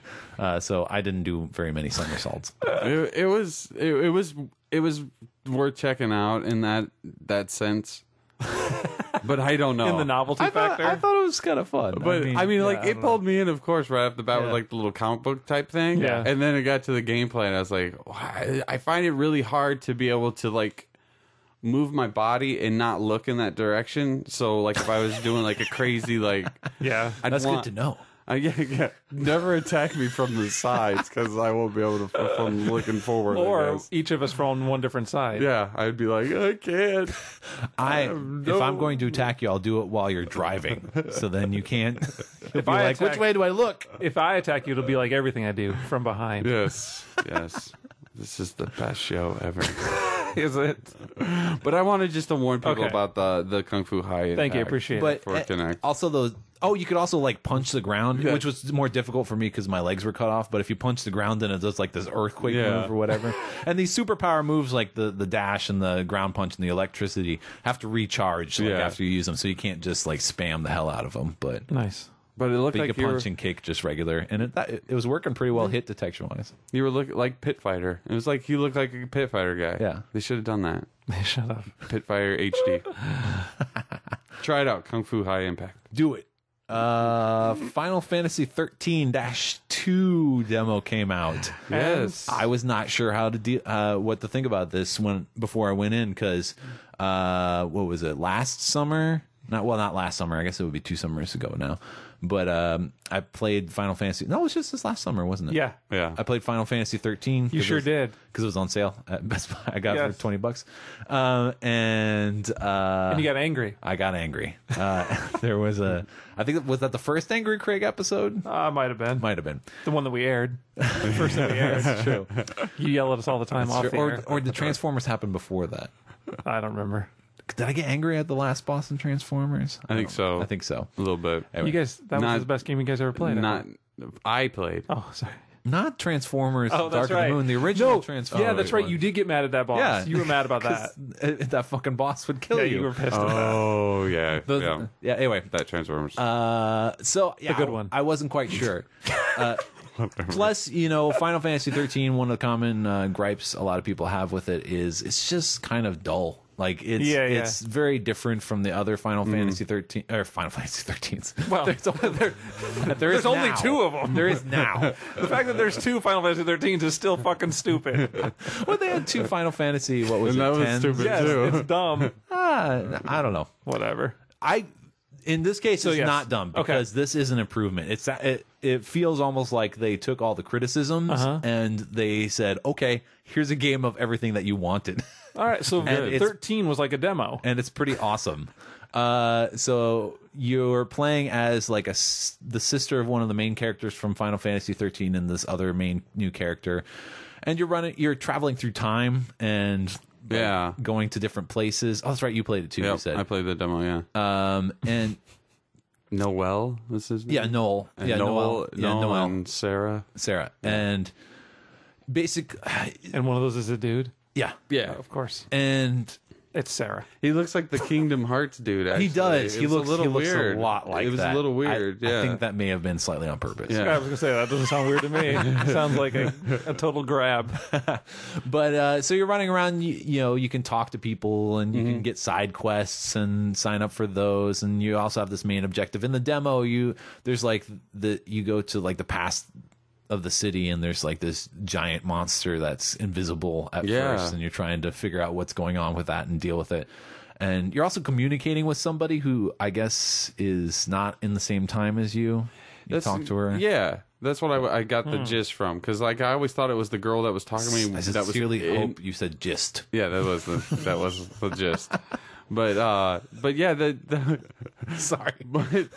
She, like, I thought that was the same character, but it was Sarah. Like, I thought Sarah, I was like, well, why? Because, like, there'd be times she wasn't with you because you were walking too fast. Yeah. So then I thought maybe then that would pop up when she was talking. Yeah. But that wasn't, because then one time she was standing right next to me, and then I'm like, that lady must be from somewhere else. And instead of like in Final Fantasy 13, where all the monsters are on the field, and this was true in Final Fantasy 12 as well. And so if you're going to attack them, then they're either going to run at you or you're going to run at them. Basically, it's not a random encounter sort of thing. They've gone sort of a hybrid route with this, where it's a random encounter, but you can choose whether to run away from the monster or not. Basically, you're walking around, then all of a sudden, like this monster will appear as a random encounter. Okay. And if it touches you or you touch it, then you go into battle. If not, then you can still avoid it. You can still avoid it. And they're just not walking around. And if you attack it, before it touches you, then you get a first strike on it, and which can often stagger the enemies, which was the thing that they had in Final Fantasy 13. You build up the stagger meter, and then all of a sudden they become much more vulnerable and they can't attack very well. And yeah, that was very nice. I guess it's just going to be the two characters there, but then also as you defeat monsters, you sometimes collect crystals, and then you can put the monsters into your party as a third member. And so, you can upgrade them, like they'll level up. They changed the Crystarium to the leveling up node system. Okay. You know, because Final Fantasy's had that node system for a while now for their level ups. And it took me a little while to figure it out, because basically you have one track that goes around, and you use your Crystarium points to upgrade it. You have to have a certain number of them. But you have different jobs. In Final Fantasy 13, you know, people could have different jobs that they train at, because you have these paradigms where, okay, you're a striker, essentially, and you're going to attract attention, and you're going to heal and all that. And you could switch between them. And by the way, the switching...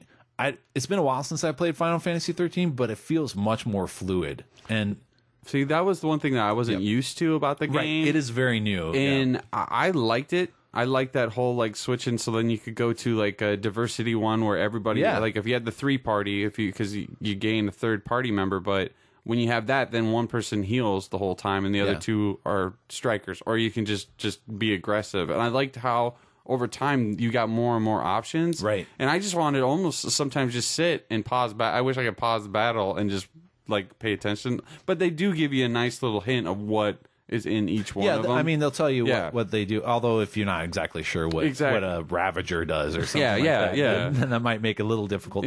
Ravagers basically boost the stagger meter faster. They don't do as much damage, but then I can't remember.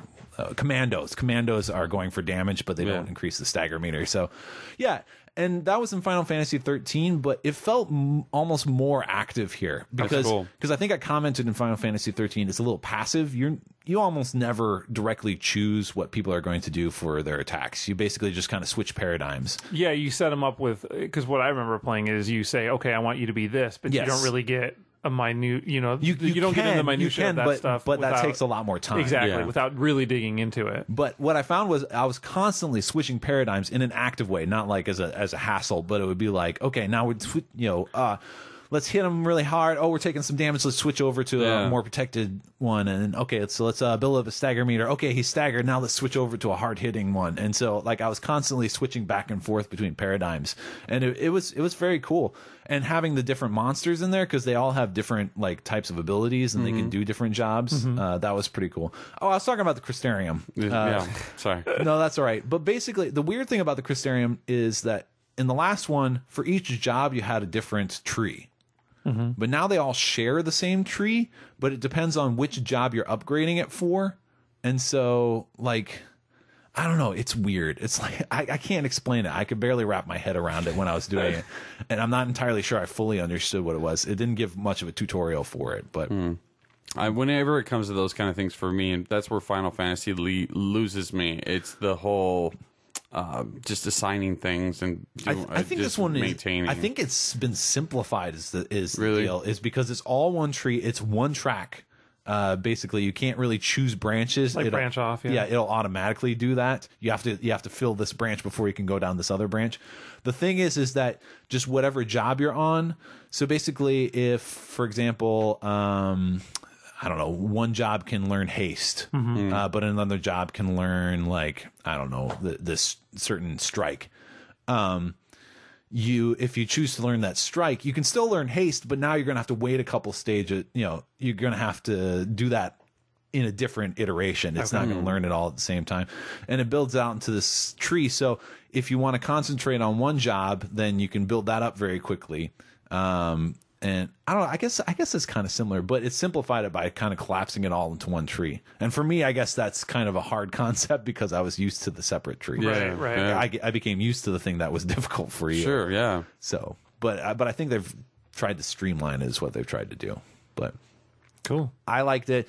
There are also these cinematic moments where so it's got the long cinematic moment. It's got the long cutscenes, Yeah, like usual. But now you're involved in it with some quick time sorts of things. Oh, great.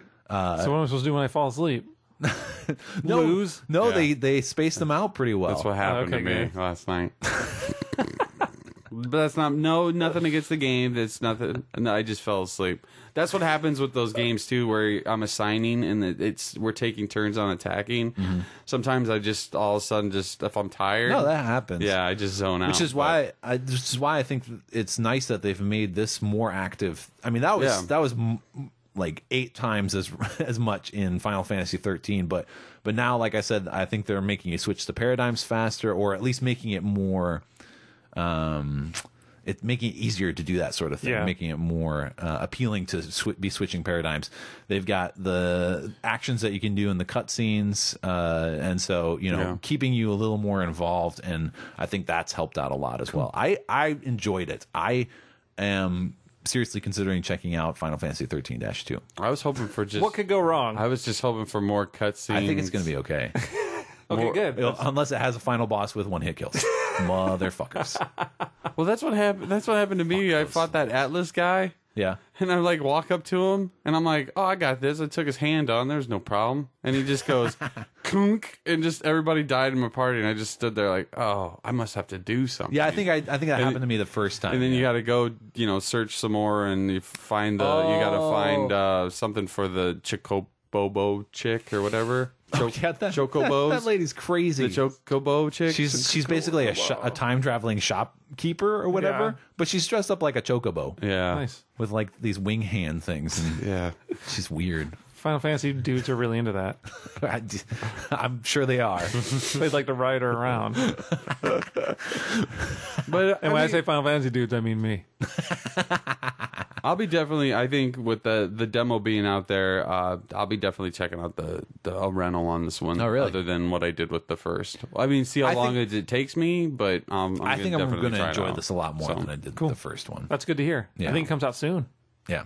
So I'm not guaranteeing I'm going to play it on the day of release. Next couple weeks, Craig will have a full review. We'll be doing I think a private chat No. in about Private. October or so. Private chat. Private chat. It'll just be Craig. So this was awesome. I don't know. That's not really your voice. I don't know why I did that. But It was. Are you replacing me? hi, I'm Craig. Derp. You're really good at impressions. I'm amazing. All right. Should we move on to some demos here? I got some Darkness 2. Anybody else check that out? I No, I checked didn't out get a Darkness chance to. 2 as well. There's really not a lot to say about it because it's pretty straightforward, just action adventure. Did you play the first Darkness game? It's a No, I shooter, did not. right? It is a shooter. Yeah, I mean, it is a shooter game, but you have your little tentacles that you get control to. Yeah. It's pretty similar to the first That's game. hot. The only thing that's really changed, it seems like, is the art style, which seems a lot more like cell shaded almost looking. Yeah, I liked it. I like how it looked. There was times I really enjoyed the look of it, and then other times where it looked really wet. Everybody was glossy, and I'm like, and then you have the weird tentacles moving around. I thought the action was pretty awesome. Like that part where you're walking into the restaurant, yeah, and you're sitting down, and then just shit goes to hell. Yep. And it was pretty awesome. I thought. Yeah, I mean it's the darkness. Yeah, yeah, and you get those little creepy guys to hang out with you, and they're just peeing on things, and you get to grab people. Calvin? Huh? It's Calvin? Yes, it's little Calvins. Peeing on things. But Take that Ford and Chevy and everybody. I guess Calvin's an equal opportunity peer. He pisses on everything. Exactly. He's very angry. He's such a sellout, though. Why did Bill Watterson make him pee on everything? I don't know. Like It's a terrible decision. I don't know. Or not, because it made him a ton of money, right? I guess so. He gets paid for all that. All right, anyway, Poor Darkness. Again, I really don't know. It was pretty straightforward, just nonstop action in the demo anyway. I think they were quick to point out that it wasn't in succession in the game. Like, they were just giving you a sample of a couple different action scenes. I liked going through, and I'd forgotten a lot of stuff from the original game because it was 5 years ago now, which I can't believe. But I remember enjoying that first game quite a bit, a lot more than I ever thought I was going to. So I'm really looking forward to playing this one again. It's just stupid fun. Yeah. Like going through and tearing shit apart and grabbing people with your tentacle and then having the other one go through them and like tear their head off and rip them apart. And doing like the alien move or it's chest very popper gory. Yes, it is. And Mike Patton's still doing the voice of the Darkness, so that's awesome. Esposito or whatever his name is. Jackie? There's somebody else doing that, but Mike Patton does the voice of the Darkness. Of the Darkness he's like, itself. Yeah, that's... And then he's awesome at it. He was awesome in the first game at it. So... But it's nice to have the demo. That's coming out. I don't remember playing the first one for some odd reason. I have this. I remember Jeremy talking about it, but and it was before we had the show. Yeah. You should check it out sometime on rental if you can find it. Like, it's a fun game just to run through and play. Yeah. Especially if you're familiar. You at least know some of the comic stuff about it. Yeah. So you should check it out. I liked what I saw of it. All right. Just something about the design. There's just one of the guys looked really oily. Yeah, well, maybe he was oily bohunk. Yeah, he was an oily bohunk. I want to talk about a demo that should have been listed as one of the games I'm looking forward to in 2012. I forgot when we did that episode. But Asura's Wrath from CyberConnect 2 Company Limited and Capcom. There's what matters. This game is awesomely crazy. This is...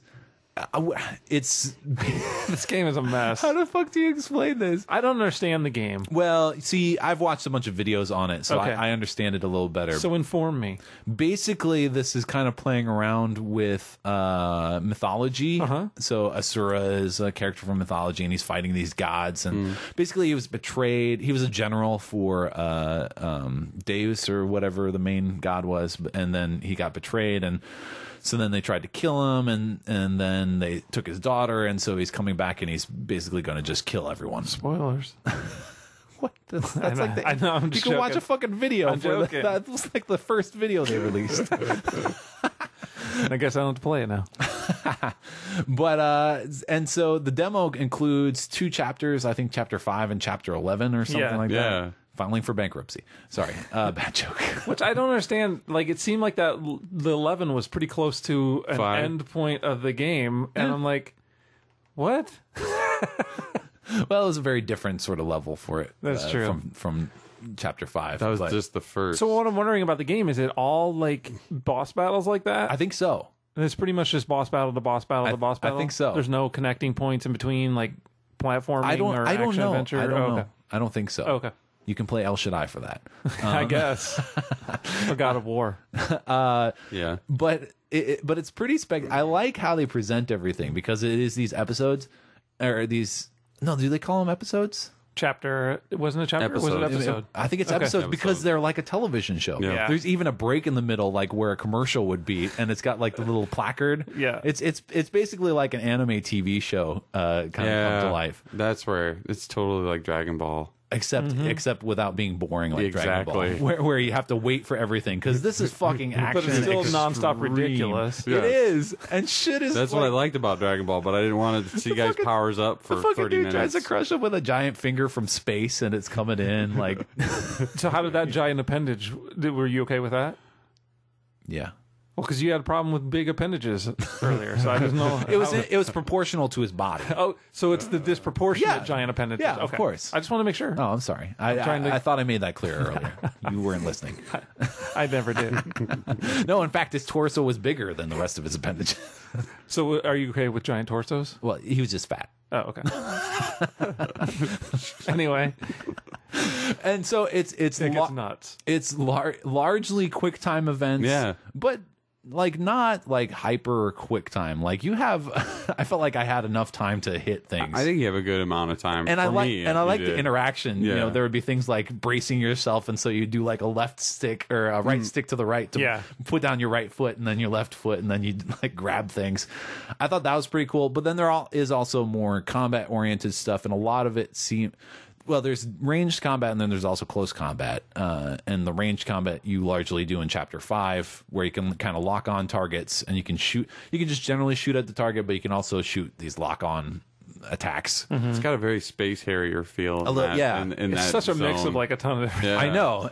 It's so great. Because that's all I felt was like Space Harrier at the very beginning when I'm running and you can target and jumping over things that were coming at you. And I was Yeah. just like, wow, I love this game. Yeah, yeah, and so the close combat, yeah, a large part of it is getting to the target, Yeah. and avoiding things, and then you've got your regular attack, you got a strong attack, you can jump, and there's counters, and there's little miniature quick time events going on in there, and so yeah, I really enjoyed it. It is, All building up to your break level It is- or your Yes. whatever it is. It was a what do they call it? I think break. Was it break? I think it was break, and then you pull the right trigger, Yeah, and then he goes ballistic. and then he goes ballistic, and he grows like more arms, and fucking awesome. It was fucking awesome. I agree. 'Cause it was like, I It's was an like, experience. It's not really a game. Like it's not like something that you're going to play for hours upon hours upon hours. No, upon you know hours. what? I have a feeling it's a pretty short Yeah. game, but it's an experience. What it felt like to me was Bayonetta. Yes, I was reminded of Bayonetta. I was or that reminded of Ninja Blade. Yep. It's all those kind of games where it's just like ridiculous bullshit. Yeah. But that's what I'm wondering, because those games had, getting to those big battles, you still had to go through levels and do things I'm not and sure if collect they things. have and that here. This made I it haven't feel, seen anything. Yeah, like this that. makes it feel like you just get in front of this guy and fight him in a big crazy battle. Yeah, Yeah. for Which like a 20-minute battle. Which is awesome, but it's just weird. I tell you, the cover Well, art. Capcom loved their big I know. long Yeah. boss battles. They've just stripped it down. Yeah. Sorry, cover art. Well, the cover art almost dissuaded. Like, I almost didn't even download it because I was like, "What is this?" But then when I read the write up, man, like no. the little write up 2 boss battles. I I've was been like, looking "Okay, I'm forward to trying this this game. out right now." And yeah, I had a lot it's of fun. possible. With it. I haven't seen any footage or anything that shows them basically fighting peons, but I would be fine if it was just I don't really 12 know- chapters of fighting. Going off of those Mega those battles. fights, I don't really know what it would lead to, because it's not like you have weapon choices. It's not like you build Nope. up anything. It's not like you level up. It's an experience. It's a little all just story that. with like a lot of action and insane shit happening. Crazy shit happening. And I like I think what I A also sword goes through the earth. yeah. I saw that. I think what I also what I thought was great was how when you have QuickTime event games like that and it's visually awesome, like visually Yeah. you're like in it. I think maybe that might be why they have a little bit less, maybe there's a little bit more a little freedom time to react. to just soak it in, and then you're like, hell yeah, and you just hit that Y. Hell yeah! You're like, I'm gonna Yeah, and then there's also the quick time ones where it's like the circle coming into the circle, and Yeah. you got to time that. And there are times I didn't fucking realize that was what I was doing. I just saw Y, so I would just slam Y, Yeah. and like the circle was the entire screen at that point, and it still said good, Good. good. So and it didn't seem to really impair anything. I'm sure that's probably just for a score total at the end Yeah, of the right. level or something. Right. So again, it's It's experience first, and that's why I'm really excited about it. Actually, Cool. We'll see how it is. That's coming. All these demos are coming in a couple weeks. the demo lived up to the hype that I had built myself up for it. I can't believe I left it off of looking forward to for 2012. I remember you talking about it now that you'd mentioned it. Yeah. Because I remember you saying nothing but boss battles and all quick time, and I was just like, that game sounds crazy. And it was. It was. I'll be definitely checking it out. Awesome. Anything else? I played some Kingdoms of Amalur. I haven't had a chance to play this yet. Amalur. It's well done. Yeah. Not surprising considering who's involved on it. Who, Todd McFarlane? Well, and the designer from BioWare. Yeah. And so here's what it feels somebody like. else big. My immediate impression when I play it is it's a polished, mature Fable. Oh, okay. So it's a little more cleaned up, not as like smooth looking as, or it is pretty smooth looking still. It's a little more cartoony, but not as cartoony as Fable. Yeah. And it's definitely Todd a lot McFarlane cartoony. Yeah, and it's more mature. So there's blood, and there's people getting their heads cut off and stuff, and that's not happening in Fable. That's a plural. Yes, cuts off. The cuts off head. That's not happening in Fable. It's a little more cleaned up in Fable, and you don't see any of that You're stuff. just marrying everybody. And exactly, and that's not the case here. So it's nice seeing that element or that kind of play style, but having it here. It seemed a little clunky when I was running around, but I started to get used to it because how it works is you go through this opening level where you're brought back to life, and that's where kind of the story starts. Okay. And you get out of this dungeon area and you get to this town, and then you basically have 45 minutes to run wild. Nice. And so they keep a timer. Yeah. When you talk to NPCs and when you are in the that's a good way to do RPG demos. Yeah, when you're talking to NPCs or when you're paused, your timer's paused. So good. none of that time. So they're like, be free to talk to people. Don't like be afraid to have conversations, Yeah. Nice. which is really nice. Yeah. So you're running around. I mean, you're collecting things. It really feels like a streamlined process. I kind of didn't like the menus at first. Because when you go in to choose your weapons, you grab your items and you don't really know what is better and what is worse that I could tell. When you go into your weapons, you kind of have to look at them. They didn't really have anything that was signaling to me that this is going to be an increase for you, other than looking at it and seeing the number was higher. So it kind of seems like it's going to be clunky in there if you have a lot of stuff. Yeah. But they do limit you to the number of inventory items you can carry. It's not by weight, it's by number of items that I've noticed. So it looked like you could only have 70 items, and that included like your just generic items that you were carrying as well. Insane. It's going to drive me insane. I think Unless there's a box. I think you can probably store things. An endless box. What I might want to do is They only have 70 items. What I might want to do when I play the game, though, is make sure that I'm maintaining it from the beginning and selling things that I'm not using and not getting into that trap because I might enjoy it more. Yeah. So that's probably what I'm going to try and do. We'll see how that lasts. But I was having a good time with it. It seemed like when there was a lot of enemies on the screen, I was kind of stuttering a little bit. It was the frame rate was dropping a little bit. I think a couple people on our forums reported freezing and crashing for the demo. And I noticed that when I killed a couple enemies, that they like got stretched all the way across the screen. Ooh, like so, you hit them hard. So who knows if that stuff's in the demo or if there is, Right. So you're dealing with a demo, so it's possible it's just a limited chunk, to that. especially in an open world sort of thing. Exactly. It's a chunk pulled out of open world code. And the open world, it looks huge. Right. Like I looked at the map and it is pretty big. You do, when you discover locations, you can fast travel, which is awesome. Nice. And it looked like it was divided up because I started going exploring a little bit, and it looked like it was specific. There was like little offshoots of the main path that you could go down, and they had like hidden areas that you could get to, or not hidden, but there were other areas you could go to, but they kind of would dead end. So it seemed like there was one significant path that would lead you from one place to another. I see. But there was a lot of branching paths that could go into little explorer areas. That's good. It was interesting. I really like the look of it. The voice acting is really well done. I thought that the speech trees were a little odd, the conversation trees. Oh, really? Because it worked on a Mass Effect kind of circle system. Yeah. But then sometimes if you got into a question thing, they would be lined up things that you could ask, and the circle wouldn't be there anymore. And so it was weird. Sometimes it was there, and sometimes it wasn't. And I don't know if that was too many. Maybe that was to indicate that asking these questions wasn't going to have a particular type of response. Like it's not going to have a sort of Paragon Renegade effect. Yeah, and these are just questions you can ask straightforward. But see, even the regular questions didn't seem like they were like that. Like that they were good or bad. Maybe. It was just like finding information out. You didn't know. But was there also options that were kind of No, not really. Oh, okay. So what I'm wondering is if Not like stab him. what I'm wondering is if like there's 5 things that are listed out and there's too many for the circle. Yeah. But it just seems odd that they're changing up the way that it is. Yeah. It's just weird. And sometimes within the same conversation, they go back from one to the other. And, maybe, again, that's something that's in the demo and it's going to be Maybe different it when was the just an final version. indication. Info dump here. If you ask these questions if you want some basic information, but it's not. It's important. not going to, yeah, and that's kind of the feeling I got from it because it was when it was just a generic one-word thing. And so it seemed like it was just gathering information, not BioWare, really leading you anywhere. Well, yeah, it's not BioWare, but. Well, yeah, it's EA. Yeah. But, same people involved at some point, right? Cool. I've downloaded it. I'm looking forward to it. I recommend checking out it, especially if you like Fable and maybe wanted something a little more than Fable or Fable to go a little extra step like I did, because I always had a problem with kind of how babied down Fable was in You some were like, this isn't aspects. extreme enough for me. Exactly. I was like, where are the heads? Where are my anti-heroes? Where are the heads getting chopped off? Cuts off. Cuts off. The cuts off head. So That's more than one head. I know that this game was mentioned by a couple people that wrote in on our looking forward to in 2012. Yeah. And I wasn't really, McFarlane, whatever. Yeah. He doesn't do much for me. Doesn't playing the demo unlock something for you in Mass Effect 3? It has. Yeah. So I was playing. McGuire's home run balls. No, that's different.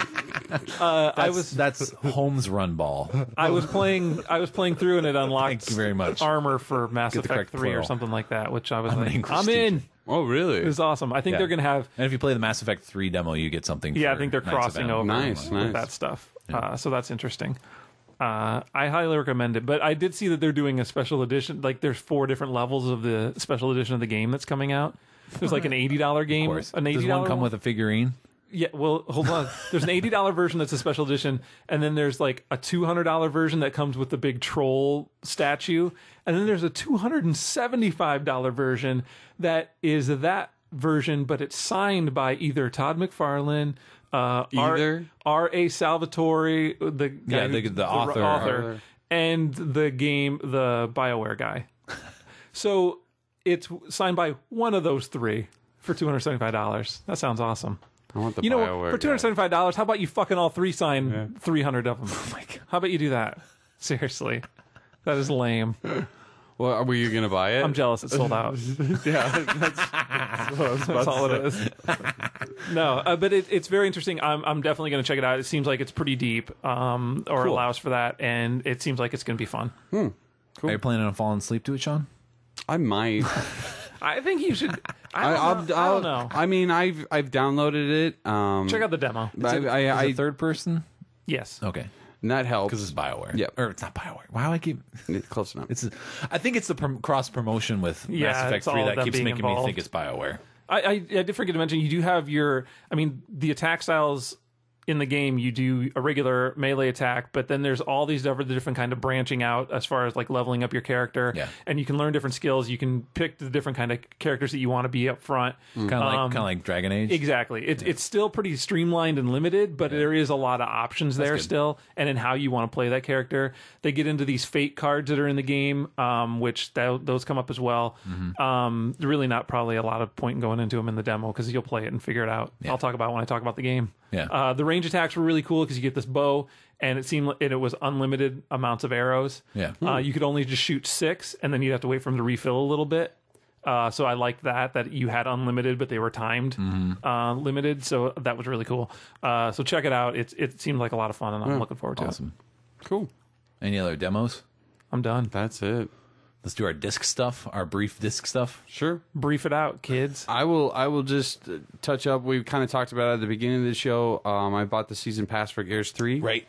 Gears of War 3, for those that don't know what Gears 3 is. But I was, that was my big thing. I wanted to get the ROM campaign pack. ROM Space Knight. Because, no, this is he's not cooler, actually. I wanted to say that. But I keep calling it RAM. RAM. I would have called it that had no one corrected me like many years ago with Gears of War 1. So Many people still do. I call him Phoenix or Felix because it's Phoenix, but I call him Felix. Felix. And I called him Phoenix, and I thought it was wrong, but it's Felix. Never mind. I'm going to confuse myself. What about Rom? But Rom, I really wanted to play the campaign, and I just thought might as well bite the bullet and pay the extra $1,200 to just get the season pass. And I'm happy that I did because the Horde pack with its maps and then the map pack that came out, and I'll get to that. But the Rom campaign was a lot of fun. You get to you get a couple new characters because this is a story that took place before Gears of War 1, the end of that. So you get to kind of see the rise of Rom, and then also an intro to Jace, the character from Gears of War 3, which I thought was really neat. It was a cool way to have these two side story. Yeah, and you know, it was neat because Min is in it. Oh, okay. And which I thought was neat to have him back into the mix and to see him, and I'm like, wait, is this the part where he dies? But spoiler, ruined. But yeah, totally just shattered. But yeah, I enjoyed that, and I had a lot of fun. It took me about around 3 hours, maybe a little bit longer, because I tend to just sit and stare at different rooms. And I thought it was a great price. And a lot of good play because they mix it up. Like the Hammer of Dawn, you go into like this. You're the one controlling and you're targeting. So everything else, it looks like you're you're the satellite for the Hammer of Dawn, which I thought was a nice little touch to it. So you could just go through until it ran out. But the gameplay was fun because you got to play as either Rom. There's sections where you played as Rom, and then the section where you played as the Cogs. And they have an awesome Cog. I forgot his name. And he's bald, and he always has a cigar in his mouth, and he's big, and he's my new Dizzy. His name was Stereotype. Yes, Stereotype. His name was Marine. Space Marine. Well, he was Marine. He joined up, and he was one of the Space Marine. Space. The other guys, the peasant people that. I forgot their names. Anyway, but I got the other map pack involved, and then the Horde pack. And what I liked about those come with 4 different skins or 4 different characters. But then they have the maps, and they've been redoing some of the old Gears maps. So there was Blood Drive, and I don't know which ones are on which, so I apologize because I didn't write that down. But you had Blood Drive, which was a nice little update. Escalation, which was I think the newer one on the Phoenix map pack, and that one looked really good. Nice. I hate that map. I hate playing on it, but it just looks really nice. And then you had Bullet Marsh, and that was made up for the Horde pack, I believe, because they changed it up because there's new ways to get to that center island. Because before you could only go choke point. Yeah, the checkpoint. Choke point. The choke. Yeah, yeah. Where you're sitting in between 2 snipers essentially, but they made it so you can get there from the ground a lot easier. Nice. And then they put in this weird back room that is part of the krill thing too. So because that's still the generator's still involved, the krill are still involved. So I like that. Clock Tower is also new. And I got a little mix. I love Clock Tower. And I really was like, this doesn't look like Clock Tower at all because everything looked together. Yeah. It was before it was all damaged. That's awesome. And some of the maps are that way where I love that. They're either war torn or before it came. So I got back into it. I got to play a little Horde with Snakehead Fish and $8.50 the other night. Nice. And that was a lot of fun. It was kind of weird. It was just us 3 in a private room, and we were rolling. We were doing pretty good, and then $8 got pulled away, so it was just me and Snakehead. And then Snakehead got pulled away, so it was just me and $8. So normally it was just us 2 hanging out around one guy, trying to keep him alive. But we did really. I really enjoyed it. I had a lot of fun. Just getting back into it, and man, I miss playing Horde because that is so fun and leveling up your skills and getting that stuff down pat so you can build like turrets and things like that. I need to get back into it, and I thought this little season pass gave me a little bit of this push to do it, and I like it. I'm not disappointed in the purchase of getting the Horde and the map pack, which I'm not a big multiplayer player. Yeah. But I have been playing for other stuff. Yeah, I have been playing some verses and getting into that and getting the swing of things again. I'm still not that great, but I get that one round where I'm like, I'm the leader. I'm quitting. And then I'm like, I should quit. I'm out. I got one more. And then it's like 1 kill. Always go out on top. It's like 12 kills, 1 kill. I'm like, I don't know how it works that way. Is there more stuff coming, or is that it for the They should do better. There's one. That's a good advice. And break my Xbox. I copyright that, by the way. So there is one. I think I suggested that to you a long time ago. There is nobody's ever said that to me. one more coming. Okay. Because they've had the Horde Another pack. map pack? They had the Horde pack, the map pack, and then I think it's another map pack that's coming. Because it's been a map, a Horde, which is essentially just more maps. Yeah, right. But, yeah. Okay. I dug it. It's good to be back into that game. So... Excellent. My Amazon wish list for a while has had Dragon Age Origins Game of the Year edition, and I received it for Christmas this year. So this is what, a 3-year-old Something game? like that. But this is the Game of the Year edition, so it came with all of the downloadable stuff with Awakening and like every additional pack. Yeah. And my first experience with Dragon Age was Dragon Age 2, actually. Yeah. And I played that, and I had a great time with it. And I can see a lot of, I mean, there's a lot that didn't change from Dragon Age Origins to Dragon Age 2, but I can also see a few of the changes, and I can understand why they made a few of the changes looking back at Origins. Not saying that's not a criticism of Origins, but I'm like, yeah, thinking back to Dragon Age 2, yeah, I'm like, yeah, that was a little smoother, or that yeah, was because I could never enjoyable. get into like the first Dragon Age. Really? Like I couldn't get into it, like the party system and like the combat. Like, and then in 2, it felt like a lot more I think they streamlined. taught you better in 2. Yeah, because I was expecting them to tell me things in 1. I'm like, oh, so I can do this, this, this, and I'm like, well, yeah, actually I can, but they're not telling me to do it yet. Yeah. I think it ended up coming up later or something like that.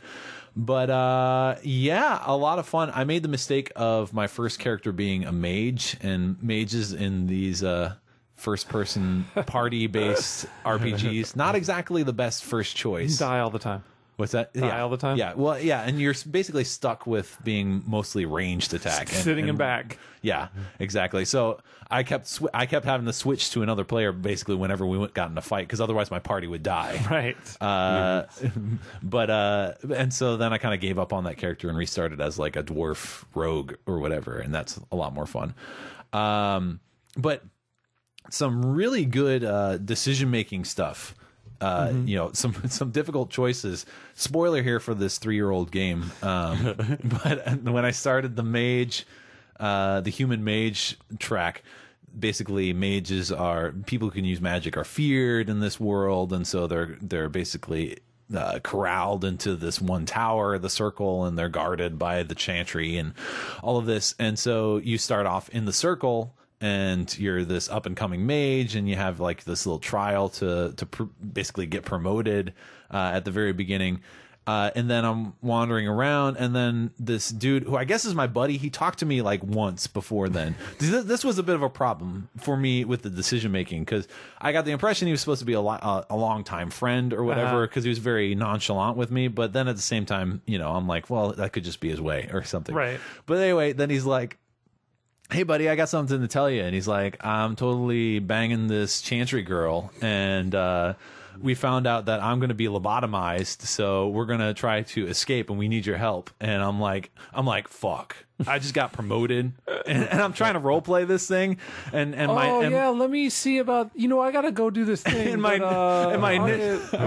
was like, I need to think about this, and I spent a long time just wandering around the tower. I'm like, I don't fucking know what to do. Because I'm like, I just got promoted. This is a good track for me. I got insurance. I appreciate now. your problems. I don't want to throw all of that away, you know. Dude, I know you say we know each other, but I literally just met you. I know. I talked to him once. That was a problem. If there was like more scenes with him or something, then maybe I would have been like, oh, okay, man, I'm gonna help you out. But basically they were, there's blood mages use this special blood magic, which is evil and all that, and so he was suspected of being a blood mage, and that's why they're going to lobotomize him and all that. And I'm like, you aren't really a blood mage, are you? I was asking questions like that, but I was being tentative. And so then I go talk to my boss, essentially, because I'm gonna have to do that anyway, because I'm gonna need to basically wile some things out from him, because we have to go get like this blood sample from the basement that would allow them to track him if if my friend ran off and all that. I just like that you're like talking to your boss. You're like, oh, so how are the kids and how's everything? I was just trying to feel it out. I'm like, so did you guys do stuff this weekend or? So you guys plan on lobotomizing anybody or anything like that? You should be like, well, I should get going. Oh, one thing. I was essentially Harry said something about lobotomizing. Is there a possibility to not do that? That was essentially what I was doing. And then I reached this one point where there's and he wasn't really giving me answers. And I reached this one point where there was this question where it was basically, no, I was trying. Here's the thing. I was trying to be coy about it that. And then he's like, I'm too fucking smart to not. I'm the fucking leader here. I know what you're talking about here. So this guy found out, and I'm like, yeah. and so then I'm here trapped by this authority figure, and he's basically got me up against the wall, and I'm like, yeah. And then he's like, oh, so who told him? Blah blah blah. I'm like, I don't know who told him. Did this so and so tell him? Yeah. and then You're such a corporate whore, Craig. Basically, but I hadn't told them that they were planning on escaping. It was just basically that they had been peeking at this thing that had been lying out on his desk, and he was like, "Oh yeah, I purposely left that out." Blah blah blah, and I'm like, "Oh, you son of a bitch!" But then he gets, and then it's this point where it's like, should I tell him that he's thinking, because he seems kind of sympathetic to it at this point, right? He feels bad about having to lobotomize this guy, and he's like, it's nothing I can do. I got to be agreeable with these folks, otherwise it's shit for all of us. And I'm like, I think he understands.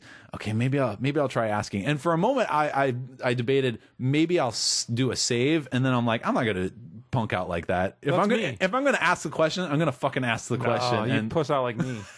Save it first. And so then I ask him, and then he's like, "Oh well, we're fucking gonna catch. We're gonna. He's gonna still get lobotomized, and we're also going to use this now to catch the person who helped him, because then that will make the Chancery look just as bad as us. So then we can rub it in their faces." And I'm like, fucking son of a bitch. I'm like, I take it back. I take it all back. No. So now you can cause another. And so then he's like, you need to get in with them. Tell them they're going to help them. So now you're a mole. I know. And then I'm like, oh. You're just trying to help out the supposed friend. And so I'm like, I guess I got to do this now. And so then I go talk to my friend, and we get started. And I'm trying to drop hints everywhere. I'm like, oh, yeah, this. There might be some guards down there or something. Maybe we shouldn't do this. And he's like, no. We'll be okay. There's the three of us. I'm like, shit. And we just got it. Anyway, it was a lot of hard decision making, and awesome. and I thought that was pretty cool. There was hard decision making with like the dwarf rogue as well. It really gets you involved. At least in the initial origin story for the character. I gotta admit, because I think part of the problem is just I'm wearing out on long games like this, because I've been playing for over 30 hours now, and probably over 40 hours now, and I'm losing my will to role play it so much, and sometimes I just kind of do things because I think it would be funny, or whatever. But I've given up the role playing, which is sad, because I was having a lot of fun with that at the beginning. That's gotten to my problem with Skyrim too. But I'm like 120 hours. It's like, how long can I keep doing the same thing? Yeah. I just want to fucking do some weird shit for a while. Yeah, I seem to have this problem more with BioWare games than I do Bethesda games, RPGs, and I don't know why. Maybe it's the way that decisions are made or something. I don't know. But because I kind of have that problem with Mass Effect as well. I kind of lose my role playing after a while. But it's pretty cool. I'm enjoying it. Yeah, I don't know what else to say. Although I haven't played it in several days, so I hope I haven't petered out on it. Yeah. I hope it's not Red Dead Redemptioning on me. Oh, failure. I've tried that game 3 times and I still haven't finished it. That's your problem. I know it is. Not the game. It's No, I'm not criticizing the game. This is me observing. You should something. I should observe this. It. I know, but it's so long, and I want to do so much in it. That's the problem. Yeah. I want to experience a lot of that stuff, but if you ever need Dragon Age 2, I picked that up over the holidays. Okay, excellent. You can borrow it. Have you played it yet? I think I opened it. Oh, good. So it's a stage up from Dead Rising 2 then. I put a lot of time into it when I played it last year. No, that's right. I think we both tried to book through it as much as possible. I still have my save file on there because I never delete anything. Yeah. So I'll just... Yeah, I think I still have my save and I won't remember what the hell I'm doing. Although I'm probably going to restart. I'll have to restart that stupid shit. I'm dumb. Well, cool. If you get back into it, I want to hear more because I like when you roleplay stuff. Excellent. You get my big long story like how I fucking it's funny. Weaseled out in front of my boss. Got my friend in trouble. And maybe it turned out he was a blood mage, actually. They made me feel there you better. Go. Well, to be fair too, lobotomize isn't killing him. That's true. He's still alive. He still has his life. Right. That's how I justify all my lobotomizations that I create. I literally just met you. I talked to you once. I know you think and you tried to get me to do something I wasn't supposed to do. And in that scene, I'm like, no, I got to follow the rules. So I had already established myself as this rule follower. Far be it from me to question our history. I'm just not aware of it. It's not my problem. Maybe this is like a memento type situation. Do you have some photos to show me?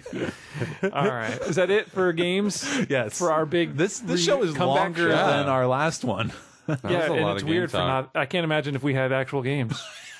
If I would have if they would have released this games in the last 4 weeks, I would have been talking for another 3 hours. Yeah, about dumb shit. It's awesome. I don't even know if anything's coming out in the next couple of weeks. I think it's actually 3 weeks from now that these releases all start hitting. Yeah, but we'll figure it's out. smart. You know, people got games over the holiday season, so they're all playing those. Yeah. All right. Well, we'll figure out something. Market. All right.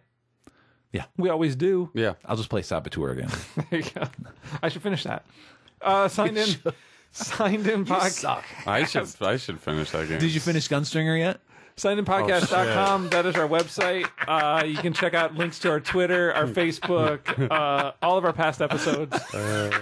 Links to our forums. You can jump on there and make fun of me for not finishing any games ever. Game. And all of the other pseudo radio shows like 3 Die Block and the Pull List. Right? Didn't they get DLC too on Gunstringer? A second DLC? Yes. I didn't know that. Yeah. Man, I'm Big way Shooter or something like that. I haven't played it yet. I'm right next to you. Get on top of it, Sean. Jesus. Comments at signedinpodcast.com. I'm right there with you. You suck. You can email us. Should have expected. I know. Email me how much I suck at not being able to play games. Comments at signedinpodcast.com, which I was just talking about beforehand on the show. I don't think I mentioned on the show that I was terrible about checking our email over the holiday. Oh, yes. So if you've written to us, I apologize for not getting back to you, but I will be doing so. Somewhat understandable. I will be doing so. You're only partially a dick.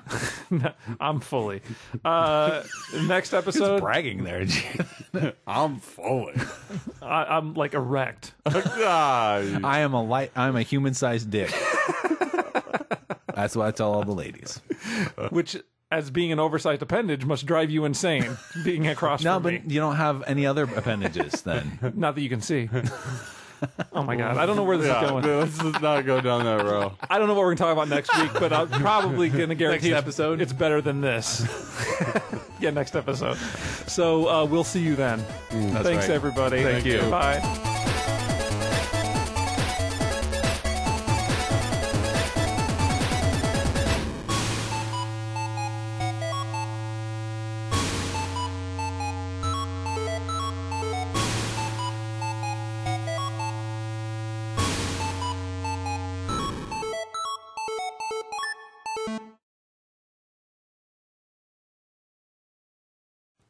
$2012, yo. 2012? You said 2012. I know. Because douchebags say 2012. I thought last year you were campaigning for 2011. I'm like that. That was only for 2011. That goes together. Come on. 2012. What is that? What are you, some kind of douchebag? Come on. Nice. It's a year old now. Only douchebags are doing that now.